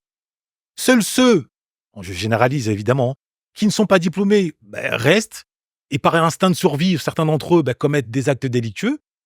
Par conséquent, on va réduire l'apport de ces immigrés-là, qui sont nés ici, donc les Français de nouvelle génération. Je ne parle pas des migrants ou des frères qui sont venus se battre et occuper des postes que les Français ne veulent pas occuper. On va réduire cette immigration à des Mohamed Merah, à des Amadou Koulibaly, à des terroristes en puissance, à des ensauvageurs. On parle d'ensauvagement du pays. Donc, les statistiques éthiques sont utiles, mais à condition que cela s'accompagne massivement d'une éducation, en tout cas des moyens massifs à investir dans l'éducation et en particulier dans le combat numéro 1, la lutte contre l'illettrisme, la lutte contre ces 300 mots, l'accès à la vraie liberté qui est la liberté linguistique, à savoir les 2500 mots qui après permettront à tout un chacun d'exploiter et de déployer son véritable potentiel. Donc statistique éthique, oui, mais pas que, à condition d'investir dans l'éducation. Est-ce que justement, pour revenir sur ces statistiques ethniques, et Douce, je te laisserai réagir après sur la vidéo, est-ce que c'est pas aller contre la Constitution, l'universalisme? Est-ce que c'est pas justement s'opposer à ça aujourd'hui? Oui, alors c'est toute cette peur autour malheureusement, donc les statistiques qui ont été utilisées contre la population juive lors de la Seconde Guerre mondiale. Par exemple. Donc il y a cette crainte en fait que ces statistiques soient détournées, notamment par les institutions constituantes de l'État. Que je sache, la police a des statistiques ethniques quand on parle d'individus de type négroïde, caucasien, etc. Il y a des statistiques qui sont faites. Il y a aussi une comptabilisation au niveau des délinquances, des personnes surreprésentées malheureusement à cause du profilage racial, etc. Donc, la question des chiffres est importante au regard de la sociologie. Statistiques ethniques, si on compare, par exemple, les résultats au bac de personnes venant de banlieue de la Seine-Saint-Denis, mais évidemment qu'on va les mettre en lien avec l'accessibilité au travail des parents, des activités parascolaires. On va bien se rendre compte que les classes bourgeoises, et notamment les personnes blanches, ont accès plus facilement à cette éducation parascolaire. On va bien se rendre compte que l'accès à la culture dite la culture culturante n'est pas du fait seulement d'une appétence et d'un enthousiasme absent chez les personnes racisées et minoritaires, mais aussi, de manière très triviale, l'accès au transport, par exemple, qui dessert très mal la capitale. Enfin, vous voyez, tout est intriqué, rien n'est séparé. Est-ce qu'on peut pas, par exemple, être blanc, vivre en banlieue et avoir les mêmes résultats au bac qu'un noir qui vit en banlieue aussi? Non, parce qu'on verra que géographiquement, la ségrégation géographique joue aussi. Mais prenons l'exemple d'un gilet jaune prolétaire qui a un travail ouvrier, laborieux, etc., mais qui peut déjà avoir accès à l'usine. A contrario d'un ouvrier noir qui ne pourra pas avoir accès à cette usine-là et qui sera encore plus défavorisé à cause du racialisme inconscient. Donc on ne dit pas que les personnes, les prolétaires, les personnes blanches de banlieue sont défavorisées, ne sont pas défavorisées et qu'il n'y a que les personnes racisées qui subissent les affres de la vie, mais que, à comparaison, bizarrement, même au même niveau social, c'est-à-dire deux ouvriers, l'ouvrier racisé sera encore plus défavorisé au niveau du salaire, au niveau de l'accession au logement, au niveau, etc. Donc les statistiques ethniques vont pouvoir corréler les causes et les conséquences. Et donc, c'est pas parce qu'on va étudier et quantifier qu'on va excuser, mais on va pouvoir aller au fond du problème et se dire, tiens, il manque tant de pourcentage pour qu'il y ait tant de personnes représentatives de, je sais pas, au niveau des finances, au niveau de la tech, on va encourager, si ce n'est obliger les entreprises à choisir des personnes évidemment compétentes, parce que c'est pas ce qui manque. On va mettre en place des campagnes, où dans la publicité, on verra des gens qui nous ressemblent, et donc ça va inciter, sur le terrain de l'imaginaire, à des jeunes filles et des jeunes garçons de candidater. Donc c'est ça, tout ce continuum-là, en fait, de l'antiracisme, de la décolonialité, etc. Et pour revenir à ce que vous disiez sur l'élite, à mon sens, je vais prendre l'exemple des pays que je connais, la Côte d'Ivoire, le Congo, le Sénégal, nos sociétés étaient fondamentalement anarchiques. Et donc, la question de l'élite ne se posait pas dans les mêmes termes que cette question de l'élite occidentale. Et donc, raccrocher notre salut sur ce modèle élitiste me pose problème. Dans une acception décoloniale, je m'explique. Vous aviez reçu Sama Karaki qui parlait de la méritocratie, qui est une chercheuse en neurosciences, qui disait très justement que la méritocratie, donc le modèle élitiste, est une fiction. Parce qu'elle ne permet que l'exception. Elle ne permet que à certaines personnes, donc minorisées, racisées, de vouloir accéder à une ascension sociale, mais elle ne permet que la frustration. Parce que le système en lui-même est designé et fabriqué pour qu'on n'en choisisse que les perles les plus rares. et qu'on laisse de côté, malgré les compétences, malgré la connaissance, l'éducation de soi, la maîtrise du langage, malgré ces profils qui foisonnent, à mon sens, mais dont on n'a pas en fait, on n'a pas les chiffres, on ne sait pas où ils sont, parce que systématiquement, ces personnes sont noyées sous le racisme. L'élite, donc le système élitiste, choisit quelques personnalités pour en faire des exemples, pour montrer à quel point les autres ne sont pas en capacité d'atteindre ce niveau-là d'excellence. Or, si on repensait la société, en partant du principe que ce n'est pas l'excellence qui dicte notre pouvoir, qui dicte la manière dont on se perçoit comme une personne intègre, une personne qui a de la valeur socialement, si ce n'est pas l'excellence qui dicte, qui appose une valeur sur notre personne, à quoi on peut se référer? Est-ce qu'on ne pourrait pas se référer justement à la solidarité entre nous, à ce besoin d'évoluer en tant que personne intrinsèque, loin de sa valeur d'excellence, loin de sa valeur de réussite? Est-ce que sans prôner la médiocrité, parce que nous sommes appelés à évoluer et nous sommes appelés à nous connaître à travers les autres, à travers ce qui nous entoure, mais ne mettons pas l'excellence pour les personnes racisées comme le curseur de notre salut. Parce que c'est une approche décoloniale, mais c'est important, à mon sens, de mettre ça sur la table. Alors, cette question de l'excellence, c'est mon carburant, comme vous pouvez vous en douter. Mais elle s'inscrit dans une réalité actuelle. Moi, je l'ai évoqué tantôt, me réclame du pragmatisme et pas de l'idéalisme. C'est vraiment très important. C'est-à-dire que tout ce qui relève de la conditionnalité, on pourrait imaginer, et si, moi je veux bien, mais qu'on me montre le mode d'emploi. C'est-à-dire que c'est l'éthique de conviction. Moi, je suis plutôt, comme disait Weber, dans l'éthique de responsabilité, dans le pragmatisme. Et face à la réalité d'aujourd'hui, du XXIe siècle, dominée, qu'on le veuille ou non, par l'académisme, par Harvard, par Princeton, par Cambridge, par les diplômes, pour devenir ingénieur, pour construire des routes, pour devenir astrophysicien, pour créer des satellites, pour devenir docteur, il faut passer, qu'on le veuille ou non, par un académisme. Et cet académisme, il fait écho à l'esprit de compétition. C'est-à-dire que moi, je valide et j'encourage, je me reconnais dans cet esprit de compétition. Cet esprit de compétition qui pousse les individus, c'est mon point de vue et je ne suis pas le seul à le partager, au dépassement de soi, d'une part. Ça donne des Usain Bolt qui battent des records, ça donne des LeBron James qui battent des records, ça donne des Fatoumata Kebe qui battent des records, ça donne des Abdon Atangana qui battent des records. Ça permet de dépasser d'une part, mais d'autre part, ça c'est un élément qu'il ne faut pas occulter, ça permet de faire autorité, constituer une autorité et à ce titre, de porter les autres vers en avant. Une communauté, c'est comme un train, il y a une locomotive et des wagons.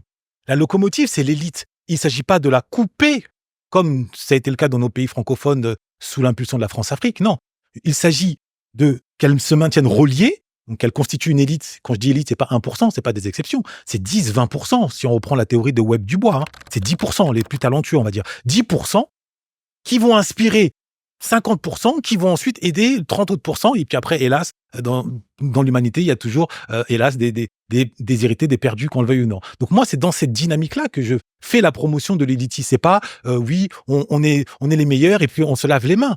C'est moi, par exemple, à titre individuel, après avoir connu la casse-prison, je me suis investi corps et âme parce qu'on m'a tendu la main à la Sorbonne, en mathématiques, en philosophie. Je suis devenu écrivain, formateur et aujourd'hui, je tends la main, je prends mon rôle de transmetteur. Donc, l'élite, c'est pas simplement s'asseoir sur un trône et oui, baisez-moi les pieds, dites-moi comment je suis le meilleur. Non, ça c'est la perversion de l'élitisme. Ça c'est la perversion hollywoodienne. Moi, je parle de l'élitisme au sens de transmission, au sens de responsabilité.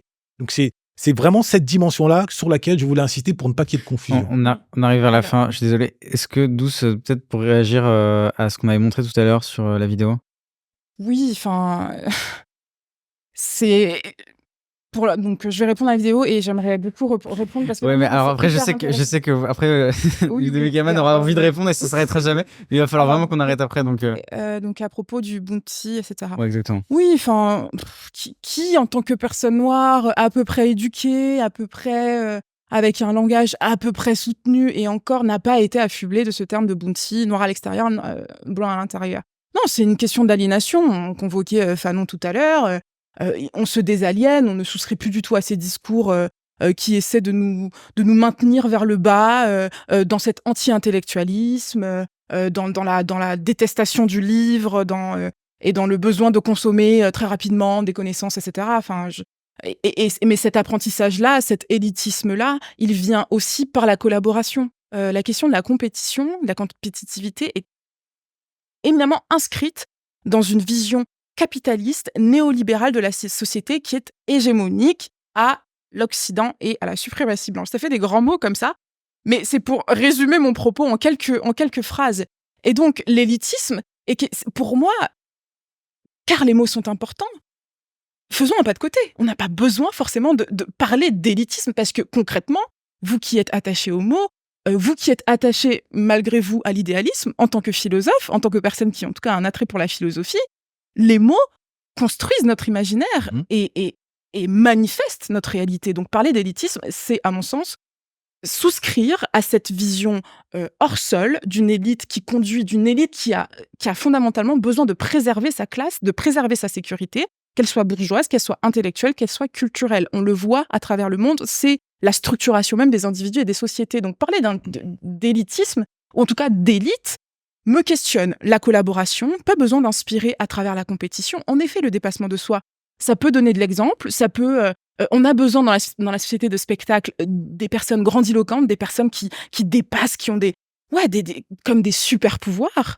Et pourtant, quand on se rend compte, quand on braque le projecteur sur d'autres profils, on se rend compte que ces personnes ne sont pas si exceptionnelles que ça. Mais c'est qu'à un moment donné, il y a eu un concours de circonstances qui a fait que ces personnes ont émergé, vous le disiez si bien, Merci. on vous a tendu la main. Et donc, c'est toujours par le collectif, c'est toujours par la collaboration qu'il y a quelque chose qui émerge. Faut qu'on termine. Merci. On arrive vers la fin. Est-ce que vous pouvez vous serrer la main, s'il vous plaît? Oui, Plaisir. plaisir. Merci. Est-ce que vous avez trouvé un élément positif dans l'argumentaire de l'autre que vous concédez chez l'autre? Alors oui, j'ai trouvé en fait dans les interventions, dans les discussions que Ludovic Herman a montées, a constituées, cette écoute déjà de l'autre, des questions qui conduisaient à ce que le débat s'ouvre, que la discussion prenne une autre forme.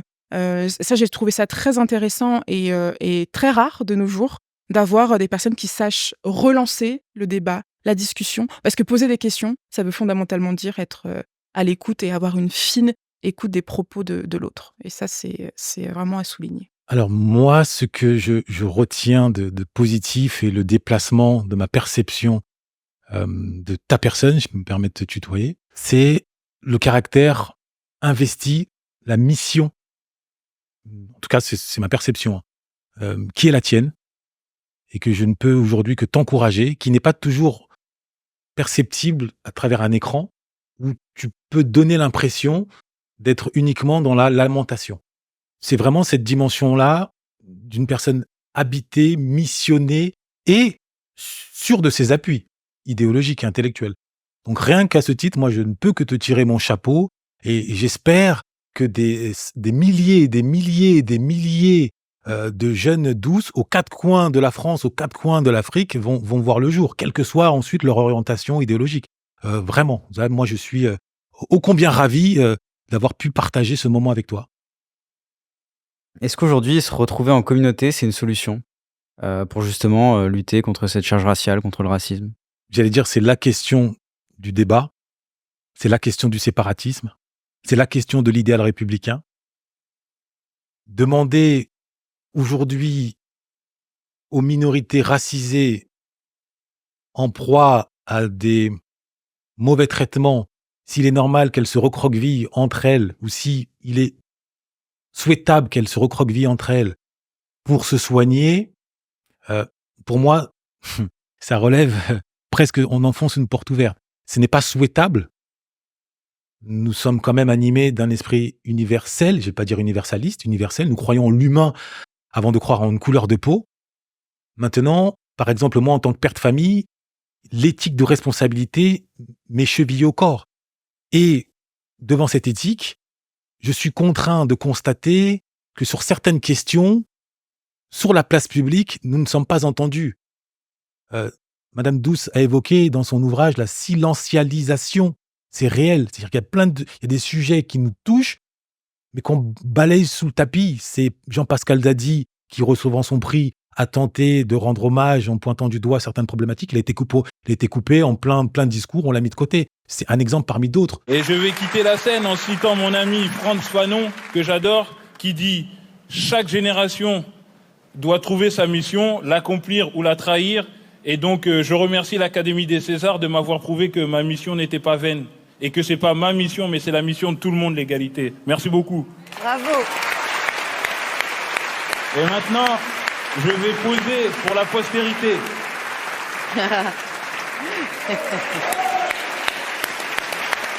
Or, moi, je refuse toute posture victimaire qui consiste à toujours quémander « Écoutez-nous, s'il vous plaît, nos souffrances sont là ».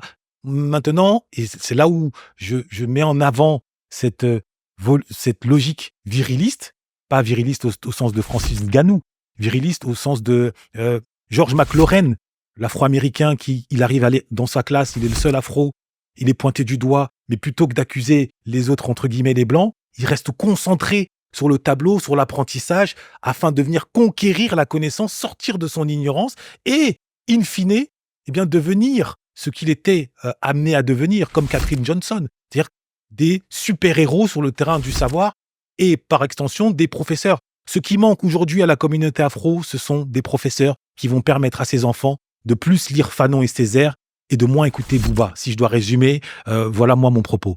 La question de la communauté est fondamentale.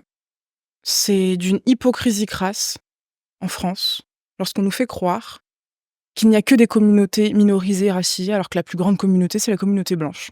Qu'on le veuille ou non, avec sa préservation, avec sa sécurisation de capitaux symboliques, culturels, etc. Donc la question de la communauté, c'est humain de se rassembler autour de personnes qui nous ressemblent, non pas en termes biologiques et organiques, mais plutôt en termes de résonance politique, sociale, culturelle, etc. Donc mettons déjà ça sur la table, ce n'est pas un problème de se rassembler en communauté. Là où le bas blesse, c'est que cette communauté-là, ce communautarisme, il vient en réaction en France à cette question du racisme, à cette violence symbolique, politique, sociale qu'on vit jour après jour. Et c'est dommage, en effet. Moi, je souhaiterais, de mon vivant, n'être qu'un atome libre, conscient de soi-même, vivant sans aucune attache. Et pourtant, la société me renvoie sans cesse à ce bloc monolithique à travers ma couleur de peau. Donc, en attendant ces jours heureux, l'avènement du grand soir, de la Révolution, je fais avec les moyens du bord. C'est-à-dire, je me rejoins déjà pour discuter, pour parler politique, pour essayer de mettre en place des actions au niveau du combat qu'on a à mener, parce qu'on se positionne non pas en tant que victime, bien au contraire, on est conscient, en hyper-conscience même de qui nous sommes et des combats que nous avons à mener. Et ça, c'est par le collectif, c'est par la communauté qu'on y arrive. Et en effet, l'éducation peut être un moyen, est un moyen fondamental, mais qu'est-ce qu'on fait lorsque les personnes dites immigrées de première génération n'ont pas les ressources à transmettre à leurs enfants? Est-ce qu'on ne demanderait pas, on n'exigerait pas à la République, à l'éducation nationale, d'ouvrir, d'élargir l'apport de connaissances au niveau de la colonialité, au niveau des colonisations, de l'esclavagisme, et évidemment de se rapprocher aussi, de mettre en avant des figures qui ont fait la France, qui ont défait les atrocités au niveau de la Seconde Guerre mondiale, qui ont réussi à monter au niveau de l'espoir, au niveau de la combativité à travers le monde des personnes noires, asiatiques, racisées en général. Et c'est ça qui manque. Et c'est par cet exemple-là qui passe à la fois par le concret, l'éducation nationale, la promulgation de lois, les statistiques ethniques, etc. Et aussi le terrain de l'imaginaire, notamment avec l'érection de personnalités des super-héros, des super-héroïnes qui sont des exemples, etc. Mais il faut absolument revenir à ce mouvement duel qui communique entre l'individu et l'extériorité, entre l'intériorité et Merci. l'extériorité. Juste vraiment pour terminer là-dessus, je pense que ça a Là, c'est un vous. discours. Oui, là, c'est moi qui cherche. Et en fait, je trouve ça tellement intéressant. Et bref, donc je cherche là-dessus. Mais il y a un discours d'Alejandro Iñárritu quand il a reçu son Oscar, dans son film pour The Revenant, où il parle notamment de rapport entre les Blancs, les Indiens, etc. Et il parle beaucoup du racisme. Et dedans, il dit j'espère qu'un jour, la couleur de peau sera aussi insignifiante que la couleur des cheveux. There is a line in the film that says, Glass to his mixed race son, they don't listen to you, they just see the color of your skin.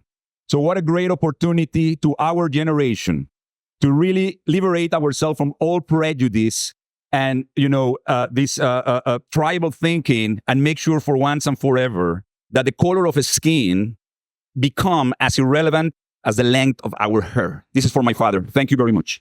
Est-ce que vous pensez qu'on se rapproche? On est proche justement de ce moment-là? Alors, si la question est de savoir si la condition afro ou noire est préférable ou similaire aujourd'hui qu'elle ne l'était au XVIIIe siècle, au XVIe siècle, sous un champ de coton ou sous la colonisation, il est bien évident qu'on progresse. C'est indiscutable. C'est ce que j'évoquais tantôt. Il ne s'agit pas de rester prisonnier dans un passé qui n'a plus de raison d'être et dont on doit se libérer. Le devoir de mémoire ne doit pas être une prison. Et l'esclavage n'est qu'une parenthèse de l'histoire des Afros. Il faut le préciser et insister là-dessus. Donc, oui, il y a du progrès. Maintenant, la question de fond, est-ce que on aspire à ce que la couleur de peau ne devienne qu'un détail? Eh bien, ça supposerait, et là, je reviens sur les textes de Madame Gazalet, Olivia, ça supposerait de combattre le virilisme, puisque c'est le virilisme duquel je me réclame. Hein. Moi, je suis un promoteur de la virilité. Et, je suis un Spartiate, je suis un Sundiata Keita, c'est pas un problème. Simplement, le virilisme repose sur le désir de dominer. Et pour dominer, c'est s'inscrire en faux contre tout principe d'égalité. Et aujourd'hui, le premier critère d'égalité absolue, c'est la couleur de peau, puisque c'est ce qu'on voit. Donc ça crée une frontière. Donc oui, on aspire, on appelle à ce que ça devienne un détail, mais ça supposerait que les hommes ne soient plus au pouvoir, et pas simplement en France, pas simplement aux États-Unis, également à New Delhi, également à Pékin, également à Moscou, et je ne crois pas que ce soit demain la veille. Oui, sur la question du progressisme social, racial, etc., je pense que fondamentalement, la solution, elle est panafricaine. Elle est panafricaine parce que le panafricanisme, c'est à la fois la cristallisation d'une infériorité, pour l'instant, de l'Afrique au niveau économique, au niveau culturel et au niveau, on va dire, civilisationnel. Je mets des guillemets, hein. C'est comme ça qu'on est perçu. C'est comme ça que les personnes africaines et afrodiasporiques sont perçues, afrodescendantes sont perçues. Et donc, cette hémorragie cérébrale, si on reconduisait justement le flux sanguin vers l'Afrique, eh ben la perception, ça prendrait du temps sûrement, mais la perception du pouvoir, de la puissance de nous-mêmes se ferait entendre et se diffuserait par ricochet, instantanément. On n'aurait plus besoin de quémander ce pouvoir économique dans les suds localisés que sont les périphéries en France, etc., les zones ségrégées géographiquement et racialement, parce qu'on aurait déjà un sentiment très fort et très concret de l'appartenance à nous-mêmes, le pouvoir par nous-mêmes et pour nous-mêmes. Et donc la question du virilisme, je pense, s'éloignerait, à mon sens, en tant que femme, du continent africain, parce qu'on reviendrait aux sources, parce qu'on n'est pas prisonnier du passé, mais le passé est notre boussole. Parce qu'il nous permet de conquérir et de conquérir le futur. Et donc, loin de ce virilisme, on se dirait, tiens, pourquoi ne pas revenir à la manière aux gouvernances dont on a été les tributaires, dont on est héritier, mais souffrant d'amnésie, on a laissé ces gouvernances de côté. Je reparlais de cette anarchie-là, l'anarchie gouvernementale, comment, par communauté, par famille, on a transmis, on a été des professeurs. Y compris en Europe ? des personnes puissantes et des individus puissants. Et donc la question du panafricanisme pour atteindre ce progressisme racial est fondamentale à mon sens. Mais c'est là où vous parlez en Afrique, pas en Europe nécessairement, c'est par rapport à l'Afrique. Parce que pour moi c'est mondialisé, c'est globalisé. À partir du moment où l'Afrique, parce que l'Afrique permet en fait toutes ces mythologies-là d'infériorité. La pornographie de la souffrance, les guerres ethniques, fraternicides, etc. À partir du moment où le continent africain et les pays africains de manière précise ont un agenda économique, politique, géopolitique clair, où on s'entraide nous-mêmes, où on est conduit par le pouvoir et comment dire, j'ai pas le mot en français, mais le besoin et l'envie de prendre soin de nous à tous les niveaux, à considérer l'autre. Qu'est-ce que la France pourra dire ? Qu'est-ce que l'Occident pourra trouver comme mythologie désormais à travers cette infériorité raciale qu'elle promeut à chaque fois ? Et on aura peut-être la chance aussi d'un retour, mais d'un retour qui n'est pas idéalisé, parce que il y aura d'autres problématiques, parce que justement les esprits sont encore aliénés de ce besoin occidental d'élite, de savoir, de comment on peut apporter quelque chose aux gens qui sont là-bas. Mais à partir du moment où le panafricanisme est répandu et que les gens ont une conscience d'eux-mêmes en tant que personnes noires, c'est-à-dire que les personnes sont assises dans leur noirité, mais rien ne peut nous arrêter, à mon sens. Mais ça prendra le temps que ça prendra. Est-ce que je peux poser une micro-question ? Oui, allez. Souvent, tu as évoqué à plusieurs reprises, que ce soit dans ton livre ou ici, déjà je souscris à tout ce que tu as dit sur la nécessité d'un panafricanisme fort, renaissant, digne, qui lève la tête et qui soit vu sur un pied d'égalité. Surtout que la France utilise l'Afrique comme un marchepied. Donc je ferme la parenthèse. Et on a vu Macron, quand il a traité le président du Burkina, d'aller réparer la clim. Je ferme la parenthèse. Quelque part, vous me parlez comme si j'étais toujours une puissance coloniale. Mais moi, je ne veux pas m'occuper de l'électricité dans les universités au Burkina Faso. C'est le travail du président. Du coup, il s'en va, reste là. Du coup, il est parti réparer la climatisation. Sur la noirité, le terme, hein. Quand tu demandes à un enfant de 6-8 ans, un afro, quelle est ta couleur de peau, il ne va pas te dire noir. Il va te dire marron.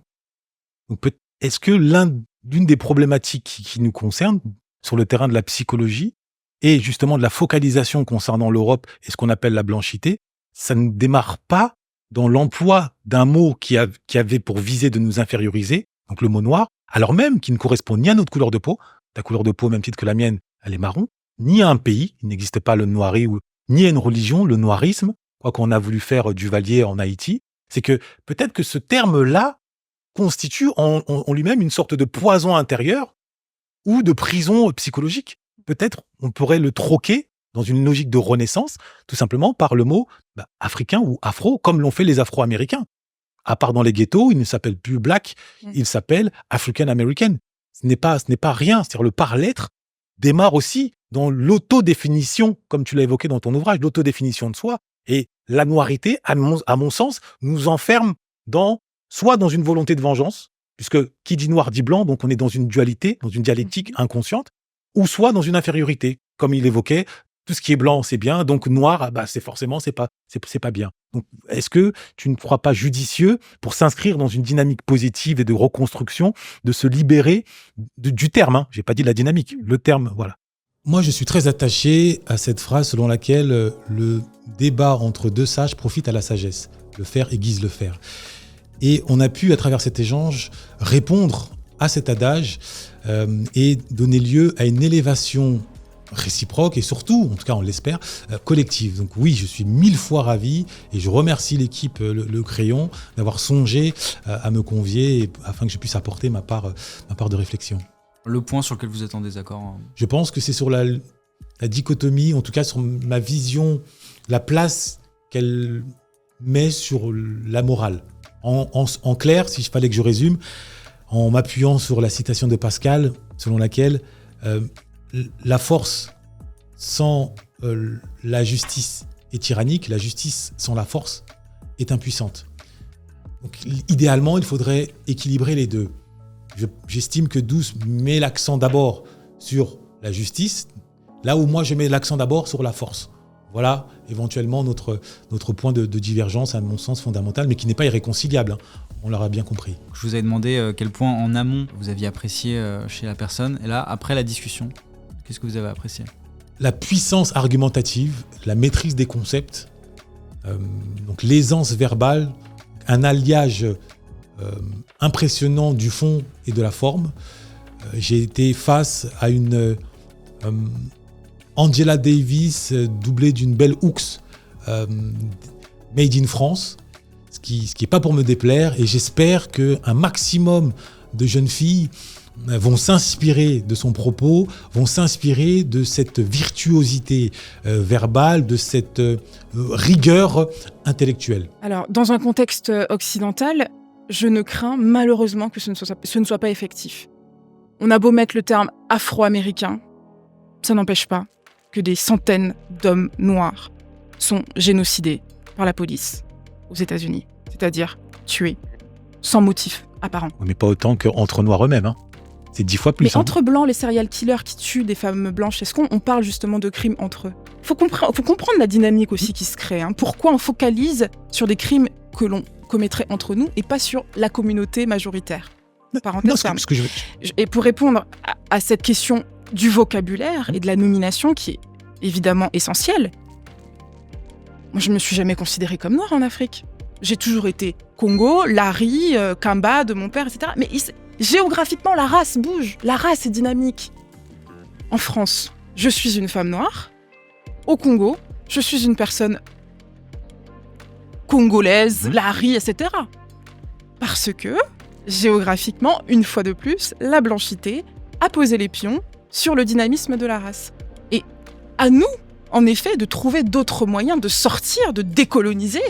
Mais dans le ventre de la bête, je ne crains que ce soit quasi mission impossible. Je suis ravie d'avoir pu discuter avec Ludovic Herman, parce que c'était des discussions qu'on ne voit pas beaucoup au niveau des médias, c'est-à-dire deux personnes noires qui ont des désaccords et qui pourtant font avancer leur position, font avancer le débat et les connaissances, le niveau de connaissances.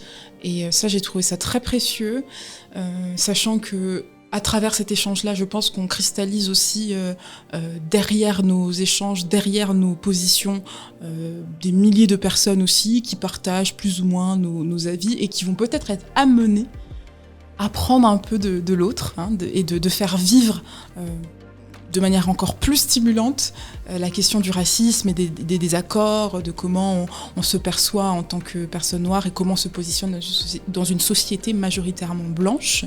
Et ça, c'était passionnant. Et aussi j'ai trouvé qu'il y avait une complémentarité qui s'instaurait aussi dans l'échange, où à la fois où si j'apportais des conceptions théoriques, Ludovic Herman, il avançait des exemples concrets et vice-versa, et on se nourrissait de ça. Et ça, c'était vraiment très passionnant et très stimulant. Malgré les désaccords profonds, on a su aussi remarquer et souligner les points de connivence. À ce niveau-là, c'est assez rare, donc je tiens à le souligner.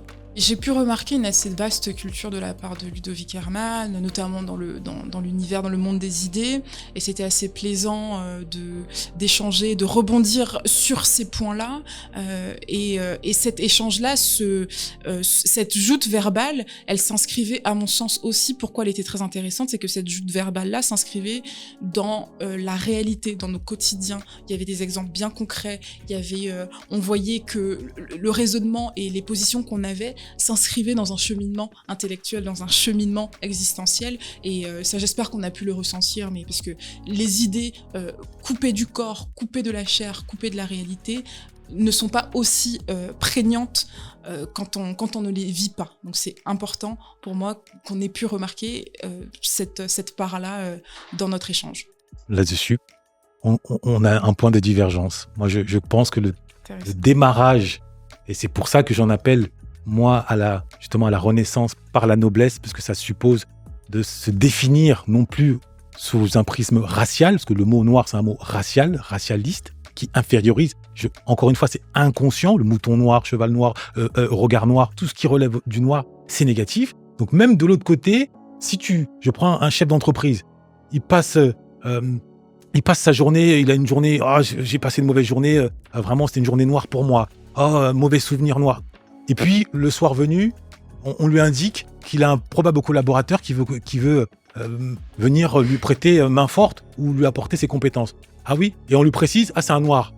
Inconsciemment, ça va créer un bug. Alors ça a l'air d'être, j'ai pris un exemple caricatural, mais ce que je veux dire par là, c'est que le mot en lui-même nous cause du tort. Ce n'est pas le seul combat, qu'on me comprenne bien. Je ne fais pas un focus. Je pense juste que si les Afro-Américains, si Melvin Etzkovitz et tant d'autres chercheurs ont mis le focus sur ce poison linguistique duquel découle tout le reste, le mot bounty, si on enlève le mot noir, le concept du bounty n'a plus de raison d'être, par exemple. Eh bien, je suis convaincu que sur l'espace panafricain, ça nous sera d'une grande utilité parce que sur le continent, dès que quelque chose, entre guillemets, de bien est fait, mais c'est les blancs, c'est un truc de blanc, mais pourquoi tu fais le blanc? Tu veux être poli, tu veux être ponctuel, pourquoi tu fais le blanc? Si on enlève le mot noir et par extension on enlève le mot blanc, mais finalement, on sera obligé de regarder la réalité telle qu'elle est avec des critères plus objectifs. Alors, Faut c'est vraiment passionnant. terminer. Ouais, je sais, mais faut vraiment En terminer. fait, ça fait appel à mon sens, à la décolonialité qui est importante. À partir du moment où il y a la colonisation, on a changé nos manières de nous percevoir, notamment à travers la linguistique. Et donc, il y a deux solutions. Soit on revient à une propagation et on milite de manière limite dictatoriale pour qu'on n'utilise plus le français comme langue hégémonique, qui déstructure nos manières de penser et de nous réaliser. Le français, tout. La langue française. La langue française. Moi, c'est juste le mot noir. Mais oui, mais c'est de fait, on a déjà ces mots-là inscrits, la noirceur, noir, etc. Je ne vois pas comment on pourra extraire le mot noir, extraire la négativité du mot noir. Même si on ne l'utilise pas. Sans détacher Mais sans personnellement. détacher, on nous projette déjà, en fait, la négativité. Qu'on dise noir ou pas. Okay. Ou on décolonialise la dichotomie noir-blanc. Parce que pour créer... Et là, c'est peut-être une conception un peu métaphysique. Ouais. L'univers n'est fait que de matière noire. Pour accoucher de galaxies et d'étoiles, il nous faut la noirceur. Et donc, c'est peut-être décoloniser la vision chrétienne, binaire, binaire du noir comme source de négativité. Bien au contraire, il nous faut la matrice noire pour faire advenir quelque chose. La lumière n'existe pas sans le noir. Donc, c'est peut-être commencer par là. Mais là, on rentre dans des inceptions linguistiques, métaphysiques, mais c'est passionnant. Merci beaucoup. C'est passionnant. Merci, ce sera peut-être l'occasion d'un autre échange. Avec plaisir.